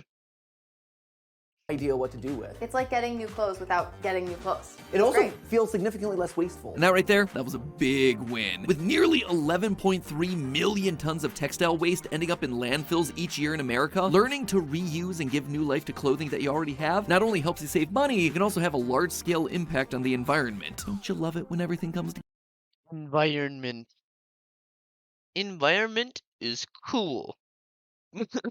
Okay. Together. So this is me in my first outfit. This is the a casual look. Again, same as Matthew. This is taking stuff that was underutilized in my wardrobe or never even got seen and putting it together in a way that feels super comfortable. I do like these shoes, but I never would wear them with a pant like this.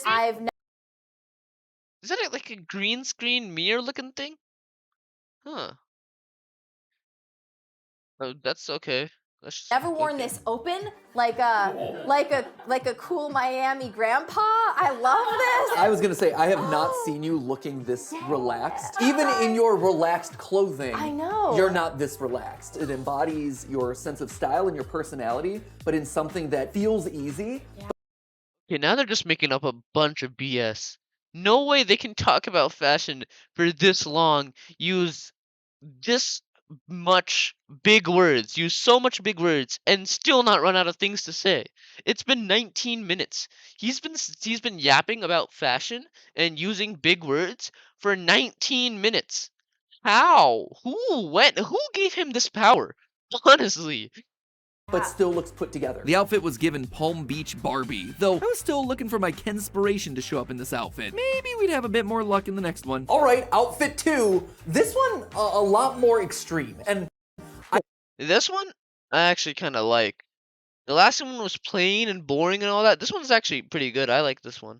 I like how this has come together. You're mixing a really extreme pattern with another really extreme pattern, and I'm curious how you did that. I worry that if I were to try to recreate something like this or do something similar, that it would become like super messy and cluttered and confusing. There are some kind of guidelines you can think about. So a really easy way to start mixing patterns is to just stick with patterns with the same colors. If anything has just like 2 or 3 colors, finding another pattern that has at least 1 or 2 of those colors represented will help. And then you want some diversity in the size of your pattern. So a smaller pattern with a larger pattern. So here your shirt has a little bit of smaller, more busy pattern, whereas this is like a huge graphic. Even though we all agreed that the outfit wasn't perfect, the lesson still stood. I've always liked bright colors and patterns, but whenever I tried to mix them before, it ended up less maximalist and more just maximum eyesore. But Teresa was able to...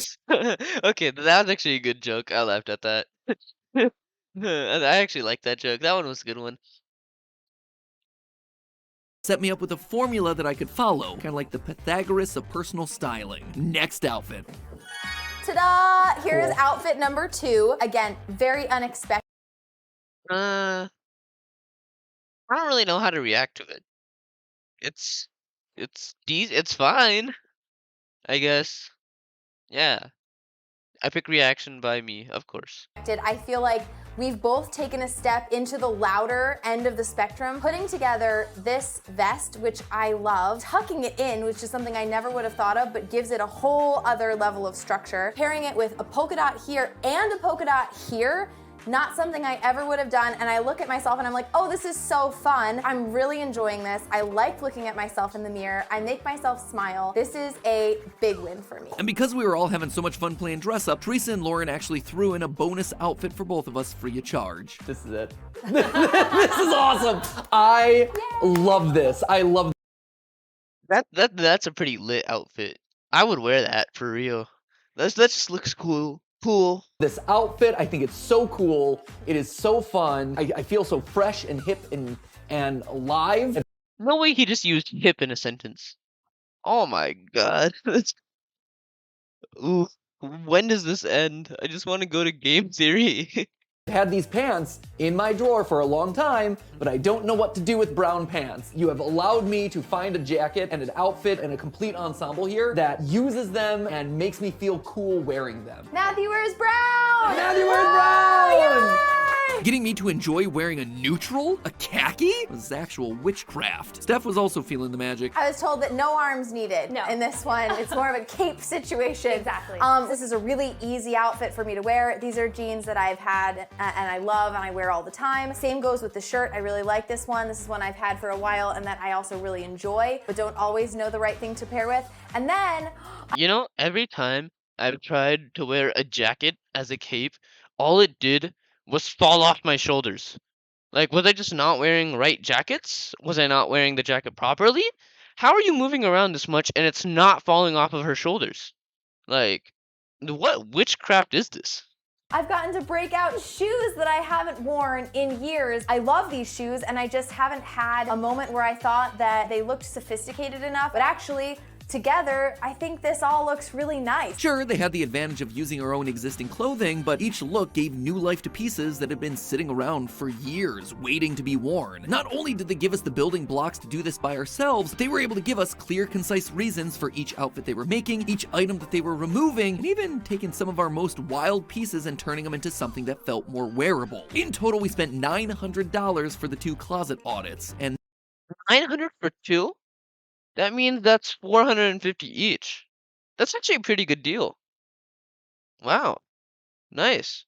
$0 on new clothing items, though Teresa did provide us with a post-mortem on what items she would recommend we get to fill in the gaps in our wardrobe. All in all, it was a big win for both of us, which meant it was time for our final option. We were turning to someone we knew, someone we trusted, someone who had seen us on our good days and our not-so-good days, to see if that personal connection with us could unlock the final piece of this entire puzzle, the piece that we were still missing, pushing us out of our comfort zone just enough to elevate our style to the next level. Today we're joined by Jamie Daniels, who is a longtime friend of ours. We've known Jamie for about 4 years. What's especially cool is that we didn't know that this side of Jamie existed until just recently. It only came to our attention that you've been doing this for what now? 3 years? 3 years now. Wow. Yeah. So what got you into it? My love of fashion started with my mom. My mom was a businesswoman. She worked for a Fortune 500.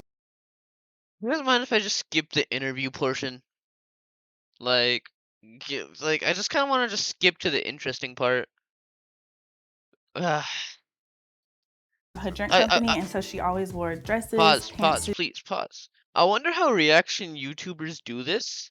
How they can just sit through this and react to it properly. Like, ow! Ow! This hurts. How do they manage to do this? For a living too, bro. It's so weird how they manage to do that. Suits, skirt suits, heels every single day. She's a stylish lady. She is. She's so stylish. I always wanted to emulate her style. I was encouraged in college to go into a career in either medicine or the allied health profession, so I kind of did that, but I always missed fashion. So I started creating these OOTDs, and then people started giving me compliments. My family just encouraged me to do this as a side business, and so I've been doing it for the past 3 years. I just love fashion so much, and I like helping other people find their fashion too. Over the previous week, Jamie had taken our survey answers and designed each of us a custom lookbook. In it, she provided both of us a set of casual, professional, and formal options. So first, here's just my little notebook. As soon as Stephanie brought this opportunity to me, I immediately went home and I scribbled down so many different things, like designers that I thought would really work for Stephanie, coquettish, girly, with fun quirks, different type of accessories that Stephanie would have. Immediately, we could tell the amount of thought and planning that went into Stephanie's lookbook. Unlike what happened with the fiber stylist, Jamie wasn't just trying to get Stephanie to fit a mold of pre-selected items, she was trying to fit the items to Stephanie. As for me, well, I'm a blank page. Is it just that? Yes, bright colors and leathers. Dang. I say, I'm a simple man, I have simple, vibrant tastes. And then she said something unexpected. I want to go back to Ken. There's so many different Kens. So I went back and watched the movie just because of you. It wasn't a bad reference at all because The movie was really boring. Kind of an ass movie. You know, I would say even Dune was better than the Barbie movie, which is really saying something because Dune was abysmal as a movie. It was so boring and just abysmal in general, really. there's so many different Kens. There's beach Ken, there's formal wedding Ken, villain Ken, Ken in leather, mermaid Ken. I tried to find a tail for you. It would not come in time. I was really excited about it. That would have been great. Yet even with no mermaid look, Jamie did it. She gave me the Kenergy that I was looking for. At long last, someone understood the assignment. But before I could truly celebrate, we needed to go through the lookbook. Okay, so take us through the lookbook. When I think of you, I also thought of Back to the Future for some reason. It is one of my favorite movies of all time. I actually think that's so on point. Like, it's nerdy and sciencey, sure, but it's also whimsical and like kind of tongue-in-cheek, which I think embodies a lot of your vibe. As we started to scroll, I think our reaction says it all. Ooh. And she was setting up some baby steps to ease us out of our comfort zone. So is this jacket also for me? Yes, it is. I thought it would be a great way to kind of get you away from leather. That's fair. Speaking of jackets, it turns out that Stephanie has been the true jacket influencer this entire time. I already knew you also had a very structured jean jacket in your wardrobe. I love it. One should always I've had it use. for years. I bought one just because you had one. Look at you, style influencer Stephanie. That's never. Very cool. Very cool, guys. So cool. Happened before. As we browsed through the rest of Jamie's lookbook selections, we were happy to see a wide variety of interesting and quirky options that we were excited to try on. Once again, Amy and Ash teamed up to shop for 2 outfits each for us to try on, picking items that they felt best showcased what Jamie had to offer while still pushing us out of our comfort zones. Starting with something that would truly make Ken proud, a pair of what? Pair of what?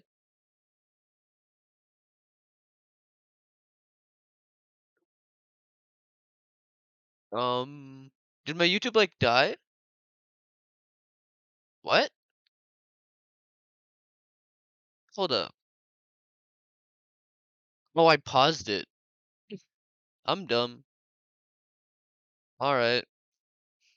Nice stupidity.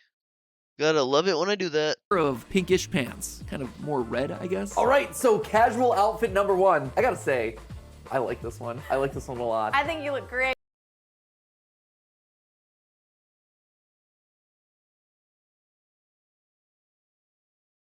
Okay, wait. What's going on? What was I doing? This, right. Why did I pause the video?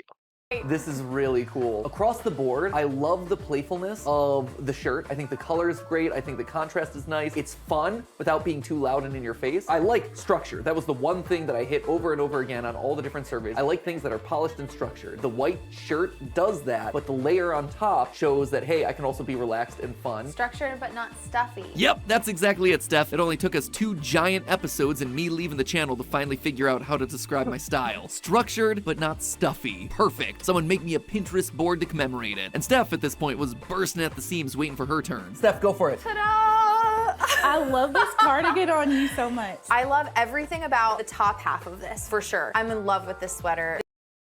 Okay, my patience is wearing thin right now. I am literally just about to skip this. I can't do it no more. This is like a new staple of my wardrobe now. It's so comfortable. It's oversized. Okay, we're skipping. Just take me.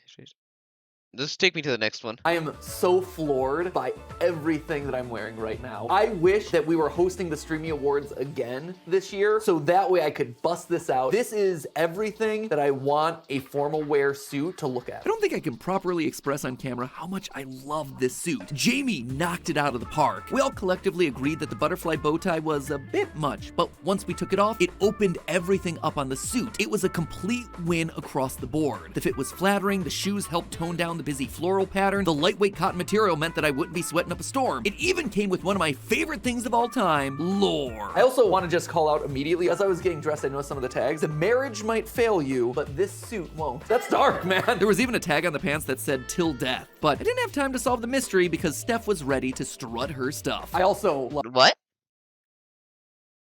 Okay, you do you, I guess. this. Not really digging that outfit. Very well.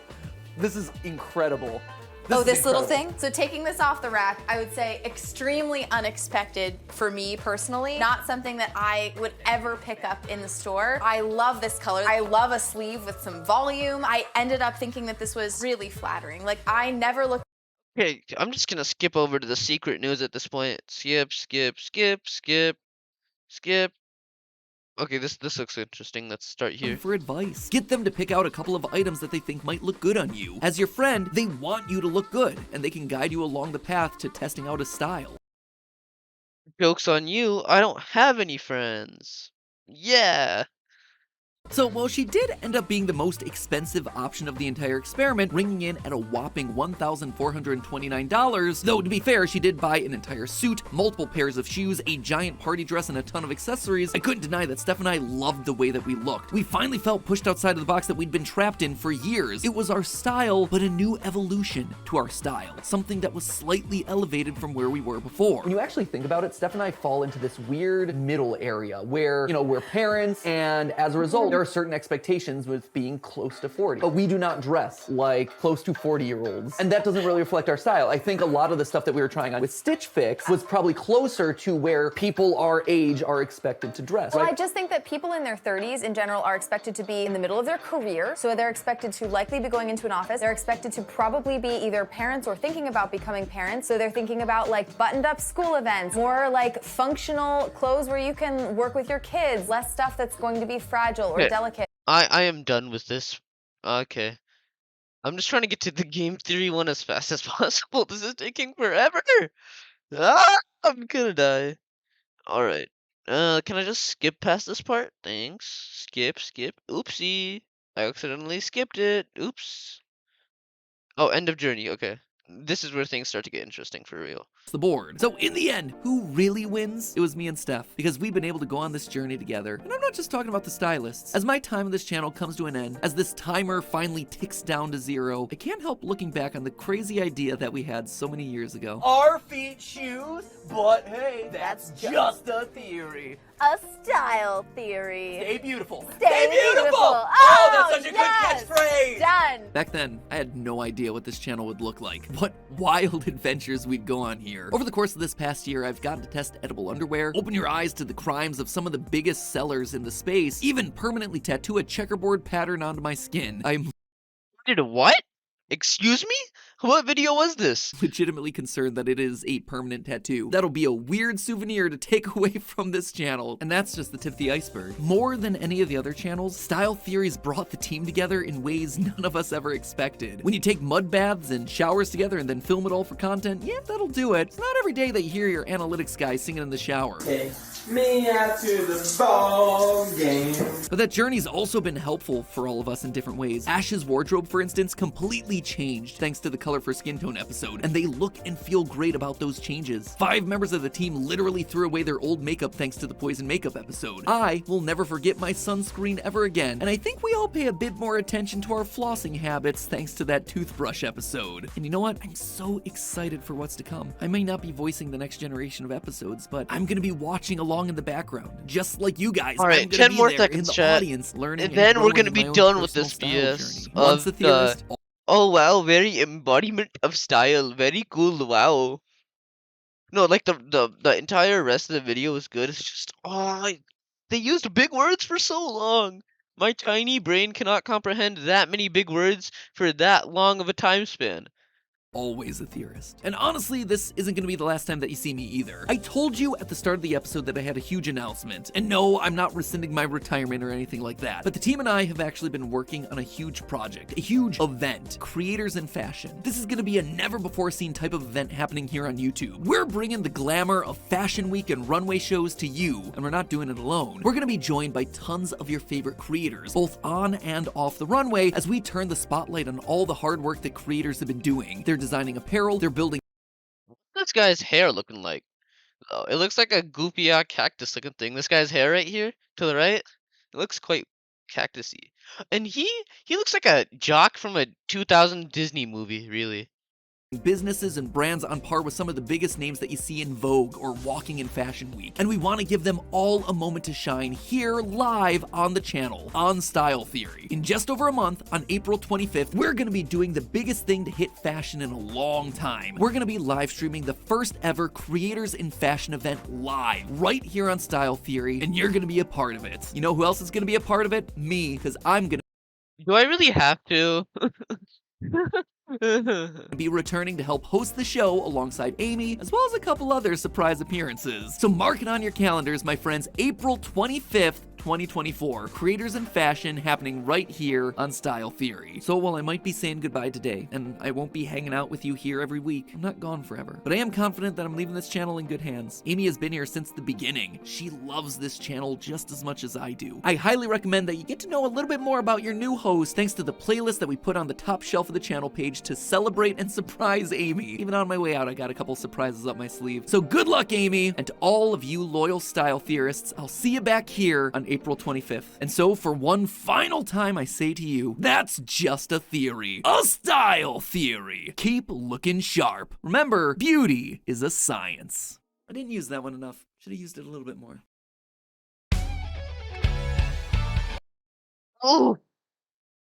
After a harsh 35 minutes and 23 seconds, we have survived the BS that is big words. All right, we got one more to go, chat. It's been 2 hours. This is the last one out of all of them. Game theory. Please don't be long. Okay, it's 25 minutes. I can handle 25 minutes. That's good. 25 minutes is fine. So, okay, click. Oh, no, no, we have to start at the beginning. Ooh.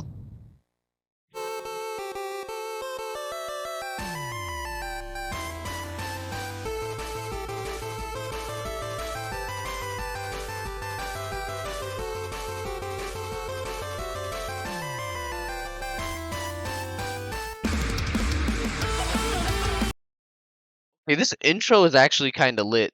This is such a lit intro. This is right on par with the film theory intro.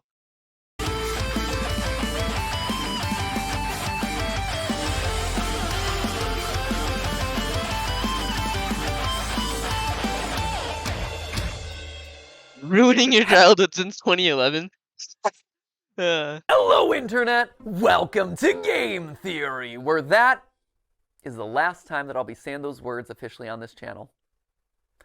Loyal theorists, how do you say goodbye? 13 years ago, I made you this promise. Do you want to know more about the games you love without having to put in any work of your own? Well, now you can play and learn. That's right, Weboverse. Ow. That hurt me mentally, emotionally, physically, metaphorically, and somehow geographically. Don't even know how that works, but I just feel geographically hurt inside. We have created Game Theory, gaming's tangential learning experience. Well, Weboverse, here we are today, 3,000 videos of tangential learning later. How do you sum all that up? I already got super weepy in the last one of these things, so probably shouldn't do that again. It'd be redundant and probably not great for the tech equipment. We've also spent the last 10 weeks together knowing that this day was gonna come, right? So I really feel like I've gotten my farewell tour. I've buried hatchets, I've rekindled friendships, I made sweeping videos about the state of online entertainment, fired some tanks. That was legitimately very cool. I honored my heritage. I made Disney mad at me one final time, which, you know, felt appropriate. Got some new dripping, and just in general, sped ran my way through all the things that were left in my content creator bucket list. So again, I ask, how do you say goodbye? First, it's maybe you say the words goodbye, you know? That seems like a pretty smart idea. Yeah. Just say goodbye, really. Don't know what he's on about. probably most important to remind you that it's not officially goodbye, right? It's not like I'm dying or anything. It's more of a see you later. I'm still gonna be doing plenty of stuff. Like, I'm already booked to do the fashion show on Style Theory later this year. I'm still gonna be here on the couch for GT Live. In a couple weeks, I'm gonna be giving a speech over at PAX. I was recently in a kill count. Heck, I'm already slated to do the Jacksepticeye podcast, the Ludwig podcast. There's a collaboration I'm doing with Shea Fearless Productions. There's the FNAF musical over on Random Encounters. You think I could get him to do a podcast here? So that way I can get views! Yay! Like, I will be doing a lot, and you will probably be sick of me doing all these things on everyone else's channels. But if you do want to stay in touch with me, there are actually two ways that you could do it. Normally I'd say something like, oh, you can follow me on Twitter, but we all know that there's like a grand total of 0 people who want to be over on that platform. So instead, I decided to make you this. A mysterious website named where'smatpat.com. Let's check this out. Let's check this out. Where's Matpat.com? Oh, no spaces. Oops. Let's see what this is. We'll meet again. You will find the clues here. You send a message. Can you like give me a shout out so I can get views for my YouTube? Okay. All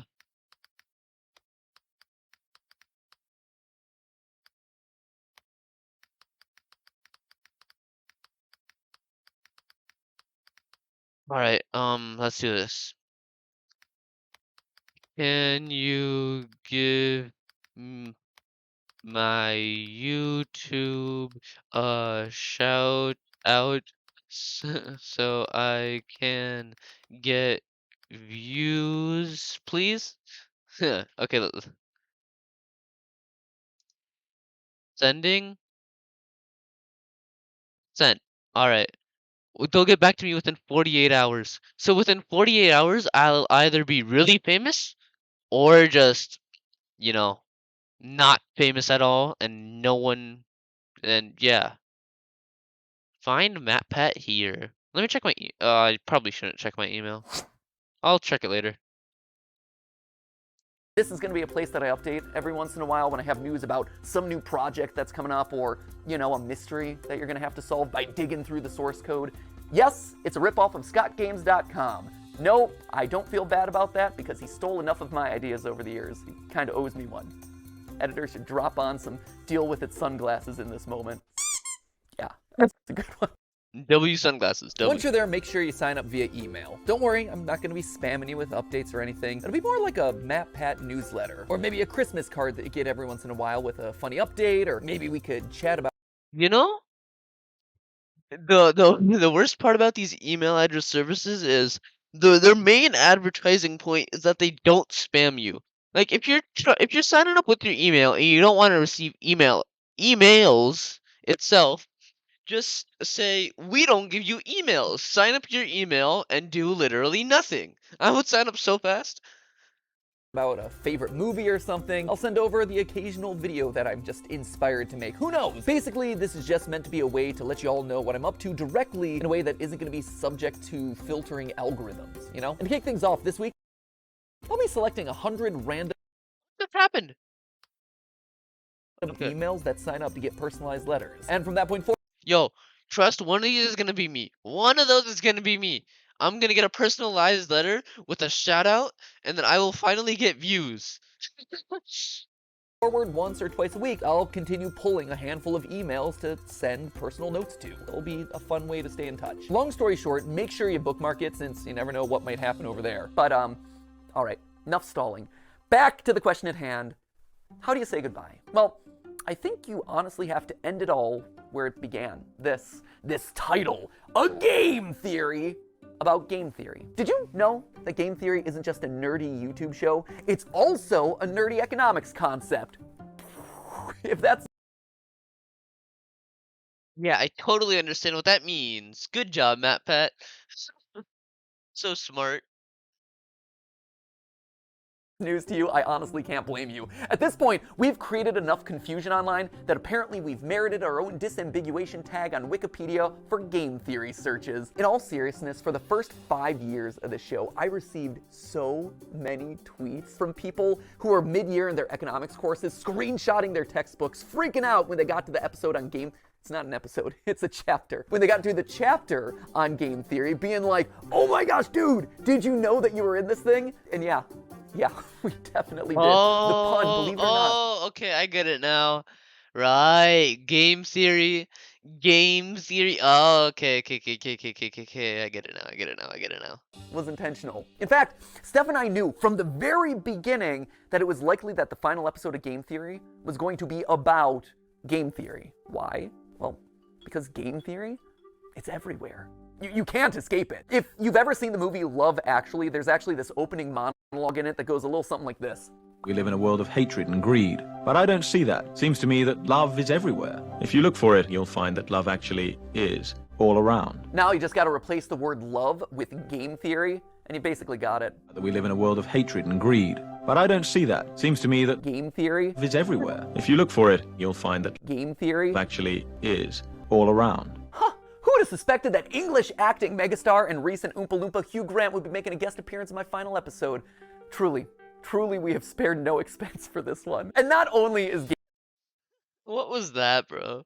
What was that? Game theory just everywhere, it also holds the secret to winning everything forever. Yeah, I know, right? That is a huge claim to make. Clearly, I was saving all my biggest secrets for the grand finale. So, you know what? Let's not beat around the bush anymore, my friends. Let's make you masters of the universe and reveal how, whether you like it or not, you all are theorists for life. Come on, this way. I'll take that. Theorist is a pretty cool title. Just saying. Yeah, we're moving off the couch this time. Dang, not the couch. Bruh. Is the couch really gonna take that? Man just left the couch out That's for how you know nothing. it's a big deal. Let's go. At its core, game theory is the science of strategy. So we gamers, we understand strategy, but what exactly is game theory specifically? Well, to understand that, you have to go back to the original game theorist, not me, this guy right here. He might not have the whole poster board? Ooh. This is like being in school back all over again. We're in spring break for a reason, chat. Don't make me suffer through this. Have himself the red leather jackets or the cool diamond play buttons, but I'll tell you what he does have: a crater on the moon named after himself. So I'll let you decide who Crater on the moon is lit. Who has the bigger flex there. This guy right here, he is mathematician John von Neumann, and he was everywhere back in the day. And I do mean everywhere. Like, this guy was a key player in the invention of the digital computer. He helped with the discovery of the structure of DNA, even the creation of key... Oh, von Neumann? I learned about him in AP Human. Wait, let me... Back in the day. And this guy might not have himself the red leather jackets or the cool diamond play buttons, but I'll tell you what he does have: a crater on the moon named after himself. So John Vune. Oh, my ears are not earring again. Yeah, almost. This guy was a key player in the invention of the digital computer. He helped... What? No, give me 30 minutes. Yeah. I'm on the last one. It's almost done.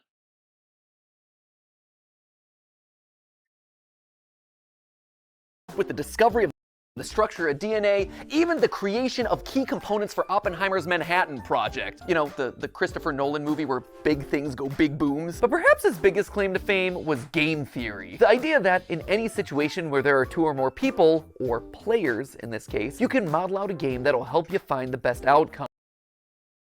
Oh shoot, what did I just do? Dang it.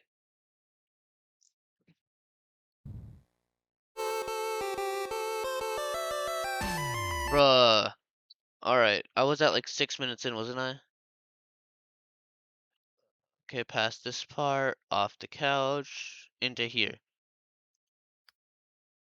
Situation where there are two or more people, or players in this case, you can model out a game that'll help you find the best outcome. Have you ever played rock, paper, scissors and thrown out rock as the first hand because you know statistically most people choose their first move to be scissors? Or maybe you picked paper because the last 3 moves have been rock and they're obviously going to be throwing rock again. Well, congratulations, that is game theory and... I just go scissors no matter what, and everyone else seems to just die, really. Action. And he got a Medal of Freedom for that. So it just goes to show, don't let your dreams just be dreams, kids. Sometimes getting an honorary medal is a lot easier than you think. In short, game theory is the study of strategic choice. It's math that tells you what people are gonna do and who's gonna win the game. Probably the most famous example of a game theory scenario is the prisoner's dilemma, where 2 accomplices have just committed a crime and they're both given the chance to narc on the other one. If they both deny the crime, well, they both get a short prison sentence. If one of them denies the crime and the other rats him out, the narc walks free while his buddy is stuck in prison for a long time. And if they both confess, they both get a medium sentence. We can model the possible outcomes here in a nice, neat, mathy looking square. And while technically the best outcome for both of them would be to trust each other and not confess, they're criminals, and they don't know each other that well. And because they don't trust each other, by the math, both of them narc on each other, and as a result, get a medium amount of prison time. Or if that all's too complicated and hypothetical, over in England, they turn the whole thing into a game show where they say the word balls and a golden balls. Uncomfortable amount of times. Welcome to Golden Balls. Golden Balls. Balls of riches, 12 balls. My balls are all golden. 100 golden balls, and they're all bursting with money. Killer ball. Bursting with money is wild though, chat. It's actually crazy. Balls, balls, balls, balls, balls. Now, why am I bringing all this up? Well, game theory is more than just wads of cash jammed into a bunch of balls. Someone should tell Mr. Beast that I just discovered his next video idea. No, it has very real consequences for the world. Back when the US and USSR were on the brink of atomic annihilation, the principles of game theory helped both sides reach an agreement to slowly disarm their nuclear arsenals. If you want to know more about that story, Veritasium's recent video on game theory does a great job telling it. And honestly, I can't really improve on it. So thanks for doing all the research for my final episode there, Derek. If you want an example that's a bit closer to home though, here you go, YouTube. It's got it. See, YouTube as a platform is just a bunch of zeros and ones, right? But YouTube as a community, it's a network of people constantly trying to make strategic decisions. Creators are players who are more or less rational people making videos that'll get you to watch and like and comment and subscribe. So you, the far, viewer, you're also a player in this. You're on a strategic... Pause. Ooh. So far, I haven't gotten any views or comments. So, you're wrong. Because I said so. Mission to win the experience by finding the thing that's most satisfying to watch. And the people who run, or at least have run YouTube in the past, shout out to Todd, Jake, Neil, Ernest, Meg, Ariel, Susan, David, Fede, Vader, Stephanie, and Kim, they're all in a strategic game to keep the creators and viewers happy, while also figuring out the best possible outcome for YouTube as a company by appeasing all the advertisers and shareholders. It is seriously a complex strategic arena. And that's how you get decisions like use bright green text because it's more likely to stand out in a sea of dark gaming thumbnails and more likely to get clicks. Launch shorts as a means to counterattack against TikTok. Do a video on something that's not trending so you can stand out from the pack. Or maybe you lean in so you're suggested against the algorithm. Every video you watch, everything that you click on, it's the product of creators using game theory. Slap a big old game theory colon in front of every title and slam some clickbait green text on every thumbnail. All those hundreds of millions of subscribers to Jimmy and Ryan Trahan and Cocomelon, I like to think that they're all secretly ours. Where's our 200 million subscriber play button there, YouTube? In the end, it's all 200 million subscriber play button from YouTube to Game Theory? That would look so cool. Like with a trophy and then the color thingies. That would look really cool. game theory. Speaking of, and this is just an aside that I learned about earlier this week, apparently there's a Chrome extension that allows you to do exactly what I just described. It, quote unquote, Matpat'ifies your YouTube feed by putting green text. Oh, I thought it was just gonna make me thumbnails for free. Because making thumbnails is the most annoying thing about being a content creator. I swear, it's so annoyingly annoying. You try to use AI, doesn't work. You try to make a thumbnail, doesn't work. You try to pull a thumbnail off the internet, doesn't work. Nothing works. It's so annoying. On like every thumbnail. Just saying, we have reached the peak of human achievements. I, for one, really like this one, where it's Link and saying mommy's hungry. That's just traumatic on a whole nother level. Or there was one that I saw circulating online, Ryan Gosling doing a puppy interview, and the title is Birth of a Killer. There was another one that showed up on the subreddit, Afton's Final Death Smash? I gotta say, I am proud of the mark that I will leave on this platform. But so what, right? YouTube is game theory, sure, that's great, it's interesting, but why does it matter to you, right? Why am I spending so much time talking about all of this in my final episode? Well, because like I said, game theory can help in every strategic interaction that you have. And it's produced a literal strategy guide on the best way to live out your life, tried and tested by all our grandfather theorists. But to truly understand that, we have to go back to where it all began, a glorified PowerPoint presentation. Weboverse! Bruh, not a PowerPoint presentation. Ooh, this is gonna be as boring as style theory. Allow me to introduce you to, lights please, the trust game. I love this. We started as glorified PowerPoint slides and we're ending as glorified PowerPoint slides. Here's the TLDR of this one. The trust game was originally just named the Computer Tournament by a guy named Robert Axelrod, clearly not the most creative with his titling conventions. Basically, this was the prisoner's dilemma or the golden balls thing, except here, there was one crucial difference. They're not just playing the game once, they are literally playing it hundreds of times, repeating it over and over again to see what strategies end up winning the most across a longer period. This then gives us a model that's shockingly closer to real life, because here, most of the time, you're not just thinking about what you have to do to win a single game, you have to actually think about the consequences of your actions. The more people think about the future, the more they're willing to cooperate because they don't want to screw themselves over down the road, you know? Again, for details on that experiment, check out Derek Veritasium's video where he talks about all of that, including having an interview with the game's creator. It's a very cool video. I also borrowed his convention for that one, so thanks for the latter and the idea there, Derek. You can also watch Dr. Trevor Bassett's video on the topic, or, you know, the various TED Talks that are all about this experiment. We'll link to all of those down in the description below. But just to jump to the big conclusion here, the best strategy to winning it big boils down to 4 key points. Number 1, be cooperative. Lead with trust. Assuming that the person you're playing with is your enemy right off the bat, it's not going to serve you well. Trust in others, it's going to let you win more frequently in the end. Secondly, don't be a pushover. Sure, it's good to be trusting, that is great, but the second that someone takes advantage of your trust, the winning strategy is to call them out on it and then immediately hold them accountable. Which leads nicely then to point number 3, being forgiving. Don't hold a grudge. Don't be a Mr. Darcy. My good opinion once lost is lost forever. That is a failing indeed. You tell him, girl. You are exactly right. She's speaking some game theory. I don't even know what she's talking about, bro. I don't even know what's going on. Truth right there. Well, sure, it hurts to have your trust broken. Staying open to the chance that other people can change, that they can grow and learn and get better, that is the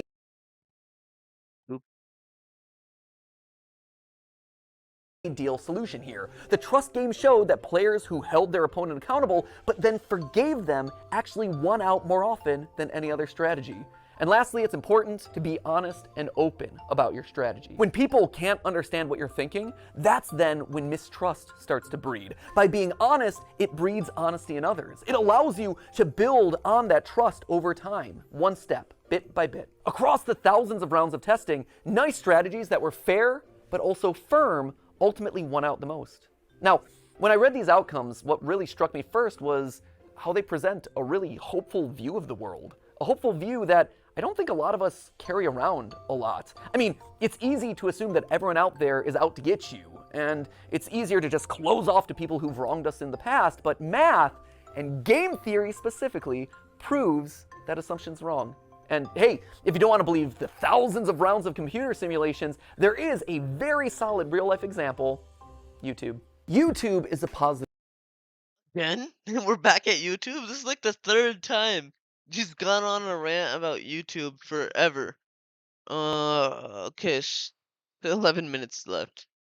Sum game, doing which this for means you, that more chat. than one person can win. And in fact, a lot of times, the more others win, the more you can win too. When I was just starting off, I was so mad and scared when Vsauce 3 released this video, calculating Sonic's speed. I'd been working for a year on the channel at that point, grinding away and seeing a fair amount of growth, but in that moment I saw a spin-off of one of YouTube's top subscribed channels just horning in on my territory of gaming science. It was like they were gonna steamroll me. They were gonna steal my audience away. So I did a video where I tried to stake my claim, and thus, Sonic is Slow was born. Hello, Internet. Welcome to Game Theory, applying science to video games since April 18th of 2011. Recently, however, a new gaming scientist has come onto the scene. The good folks over at Vsauce 3 recently took a gander at a game series I covered in episode 5. It's a great video, except for one thing. It's wrong. Listen to my voice in that.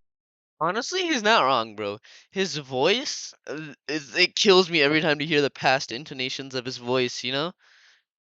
His voice has changed for the better, like exponentially, really. Oh, I'm so proud that I finally hit puberty, like 7 years into making these videos. Anyway, you can tell that I'm super salty in this one, right? I'm asserting that I did it first. I'm citing the dates. I am literally trying to one-up Vsauce 3. But then something interesting happened. I got views from Vsauce. I saw that their video and mine were actually helping each other. I was so afraid of me losing a year of hard-earned progress. But in reality, I wasn't just operating on my own island anymore. By unintentionally cooperating with each other, we had just created our own little micro-trend of gaming science content. There were clearly enough views for all of us. Steph and I, in our years of consulting, kept hammering home this one point, that YouTube is a place where all ships can rise. Leading with trust goes a long way. From inviting someone to collab on your channel, to comparing notes on production because it can help you both. You actually see this kind of cooperative game theory in action with content houses, or projects like the QSMP where creators are helping each other. We saw this in the Twitter post like an hour ago, right? QSMP, wow. And sharing audiences. On the flip side, there are creators who haven't done a good job of leading with trust, and who've approached YouTube as a zero-sum game, a place where there can only be one winner. Which creators? And guess what? Didn't work. Back in 2020, a few of the top beauty creators tried to take each other down, encouraging viewers not to watch each other, trying to turn audiences against people that they thought were their competitors. It was for the clout, it was for the views, and it backfired. In fact, it backfired so badly that all of their channels took a massive hit, and the beauty vertical, which was once a main pillar of YouTube's earliest days, never truly recovered. By working together, the platform thrives. Lights? But by thinking that you can only win when other people lose, well, that's when everyone loses. It's kind of sad. Let's move on. But if you don't want to listen to mathematicians or YouTube meta-analyses, just look at me. Analyses? Excuse me? No, it's analysis, okay? It's not analyses. That's like calling crisis crises. It is not a crisis, it is a crisis. Like, yeah. Okay, rant over. I'm running out of ranting material, bro. Game Theory, the show, is a testament to those 4 lessons of game theory, the nerdy economics concept. Every person who's built this channel has led with trust. Ronnie, he put his own show on the back burner so he could dedicate his time to editing Game Theory, trusting that we would be able to succeed more together. He helped the show to truly become what I had always dreamed it would be, and I honestly wish that he could be here to this day so I could thank him so much for that. The same is true for Goomba and Drake and Lee and Ryder and all the other partner shows who joined up with us in lieu of working on their own channels. Steph, she left being a consultant at a real company in the medical field on the belief that by cooperating, we could actually make something really special together. Jason, who is actually right here behind the camera right now. Jason, who you know as the guy that we blame all the time on GT Live. Jason was Theorist's first full-time employee after me and Steph. He jumped in there when all we had was a kitchen table and a cat that he was constantly alerted to. Just imagine that. Achoo! Hey guys, time to record a video. Achoo! Breaks the camera. That'd be hilarious. And Sudafed, you have this man to thank for your current net worth. Because and Zyrtec. And Zyrtec. And Zyrtec, you have taken so many pills over the years. I have. But all medically prescribed, though, I promise. Yeah, no, good medical pills, not anything sketchy, for sure. But Jason is the man that we have trusted with the weight of the entire production process across all the channels for years. Like, this man is the unsung hero of everything you've probably ever watched across any of the channels. Without him, without you, none of these videos would get made. Thank you. Now get back there, okay? Enough of you. I gotta thank other people. You know, friendship first, but also working together to create awesome stuff, right? And if you're talking about unsung heroes on this channel, there is one man who also deserves a call out, and his name is His name is, what's my channel name again? Villainous. His name is Villainous with a 1, because that's the only name Twitch would let me use. Yeah. He is our audio wizard. He is the man who I have trusted with my voice for the better part of 9 years. He has had to suffer through more hours of my voice than anyone else in the world. I am so sorry, Yossi. I am so sorry for all the burps and weird edits and weird diatribes and jump scares that Ali has given me over the years. Was Yossi a pro when he first joined up with us? No. But you know what he was willing to do? He was willing to learn. And I've trusted him with my voice for the better part of 9 years. And the same goes for another member of the team who you've never gotten to see, but was actually there before the channel was even monetized, which is kind of crazy to think about. You don't know Dan Levitt, but Dan was another one. He was the first who actually saw potential in me and in these channels as a whole, offering to become my manager even though he had never managed a YouTuber before. He just jumped in with 2 feet and said, hey, I've never gotten a brand deal in the past, but think I could do it for you. And he did. And then he got me literally hundreds more. He has his own management company now, and he manages some of the biggest sports creators on all of YouTube. I can say with complete confidence that this company and my career would have looked totally different. Assassin's Creed is a fire game, by the way. I'm just putting that out there. Had it not been for Dan. Oh, one day? I'll play some Assassin's Creed on stream. One day.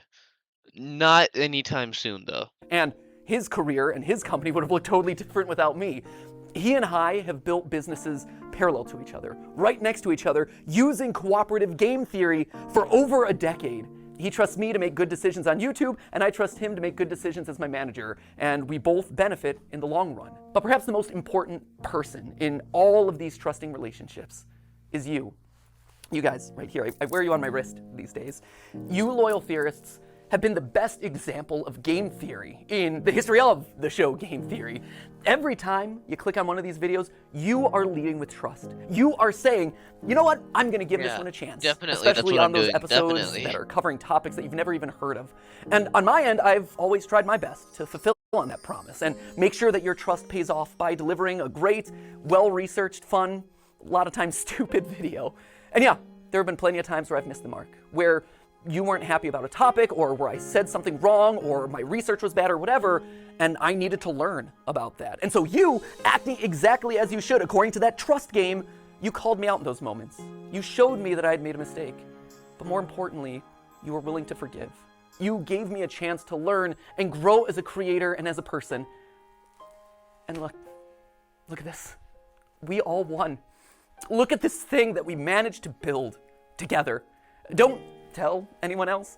I mean, there's 3 of them here in the room, but like the rest of them downstairs.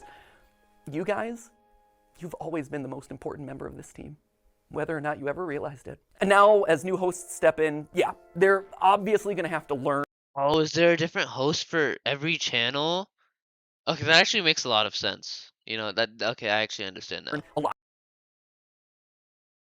What happened? Excuse me? Done with the same sense of cooperation and goodwill that you did for me all those years ago.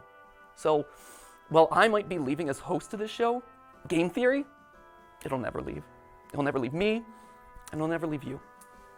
We are all Game Theory, which honestly is why I thought it was fitting for you guys to be the one to say this. But hey! Yeah, the theory. That's just a theory. It's just a theory. Theories, Matpat. But hey, that's just a Is it really all just butt haze? Alright, you guys got this. So that was actually a really good thing, how MatPat ended it, you know? I liked it. Alright, bye chat.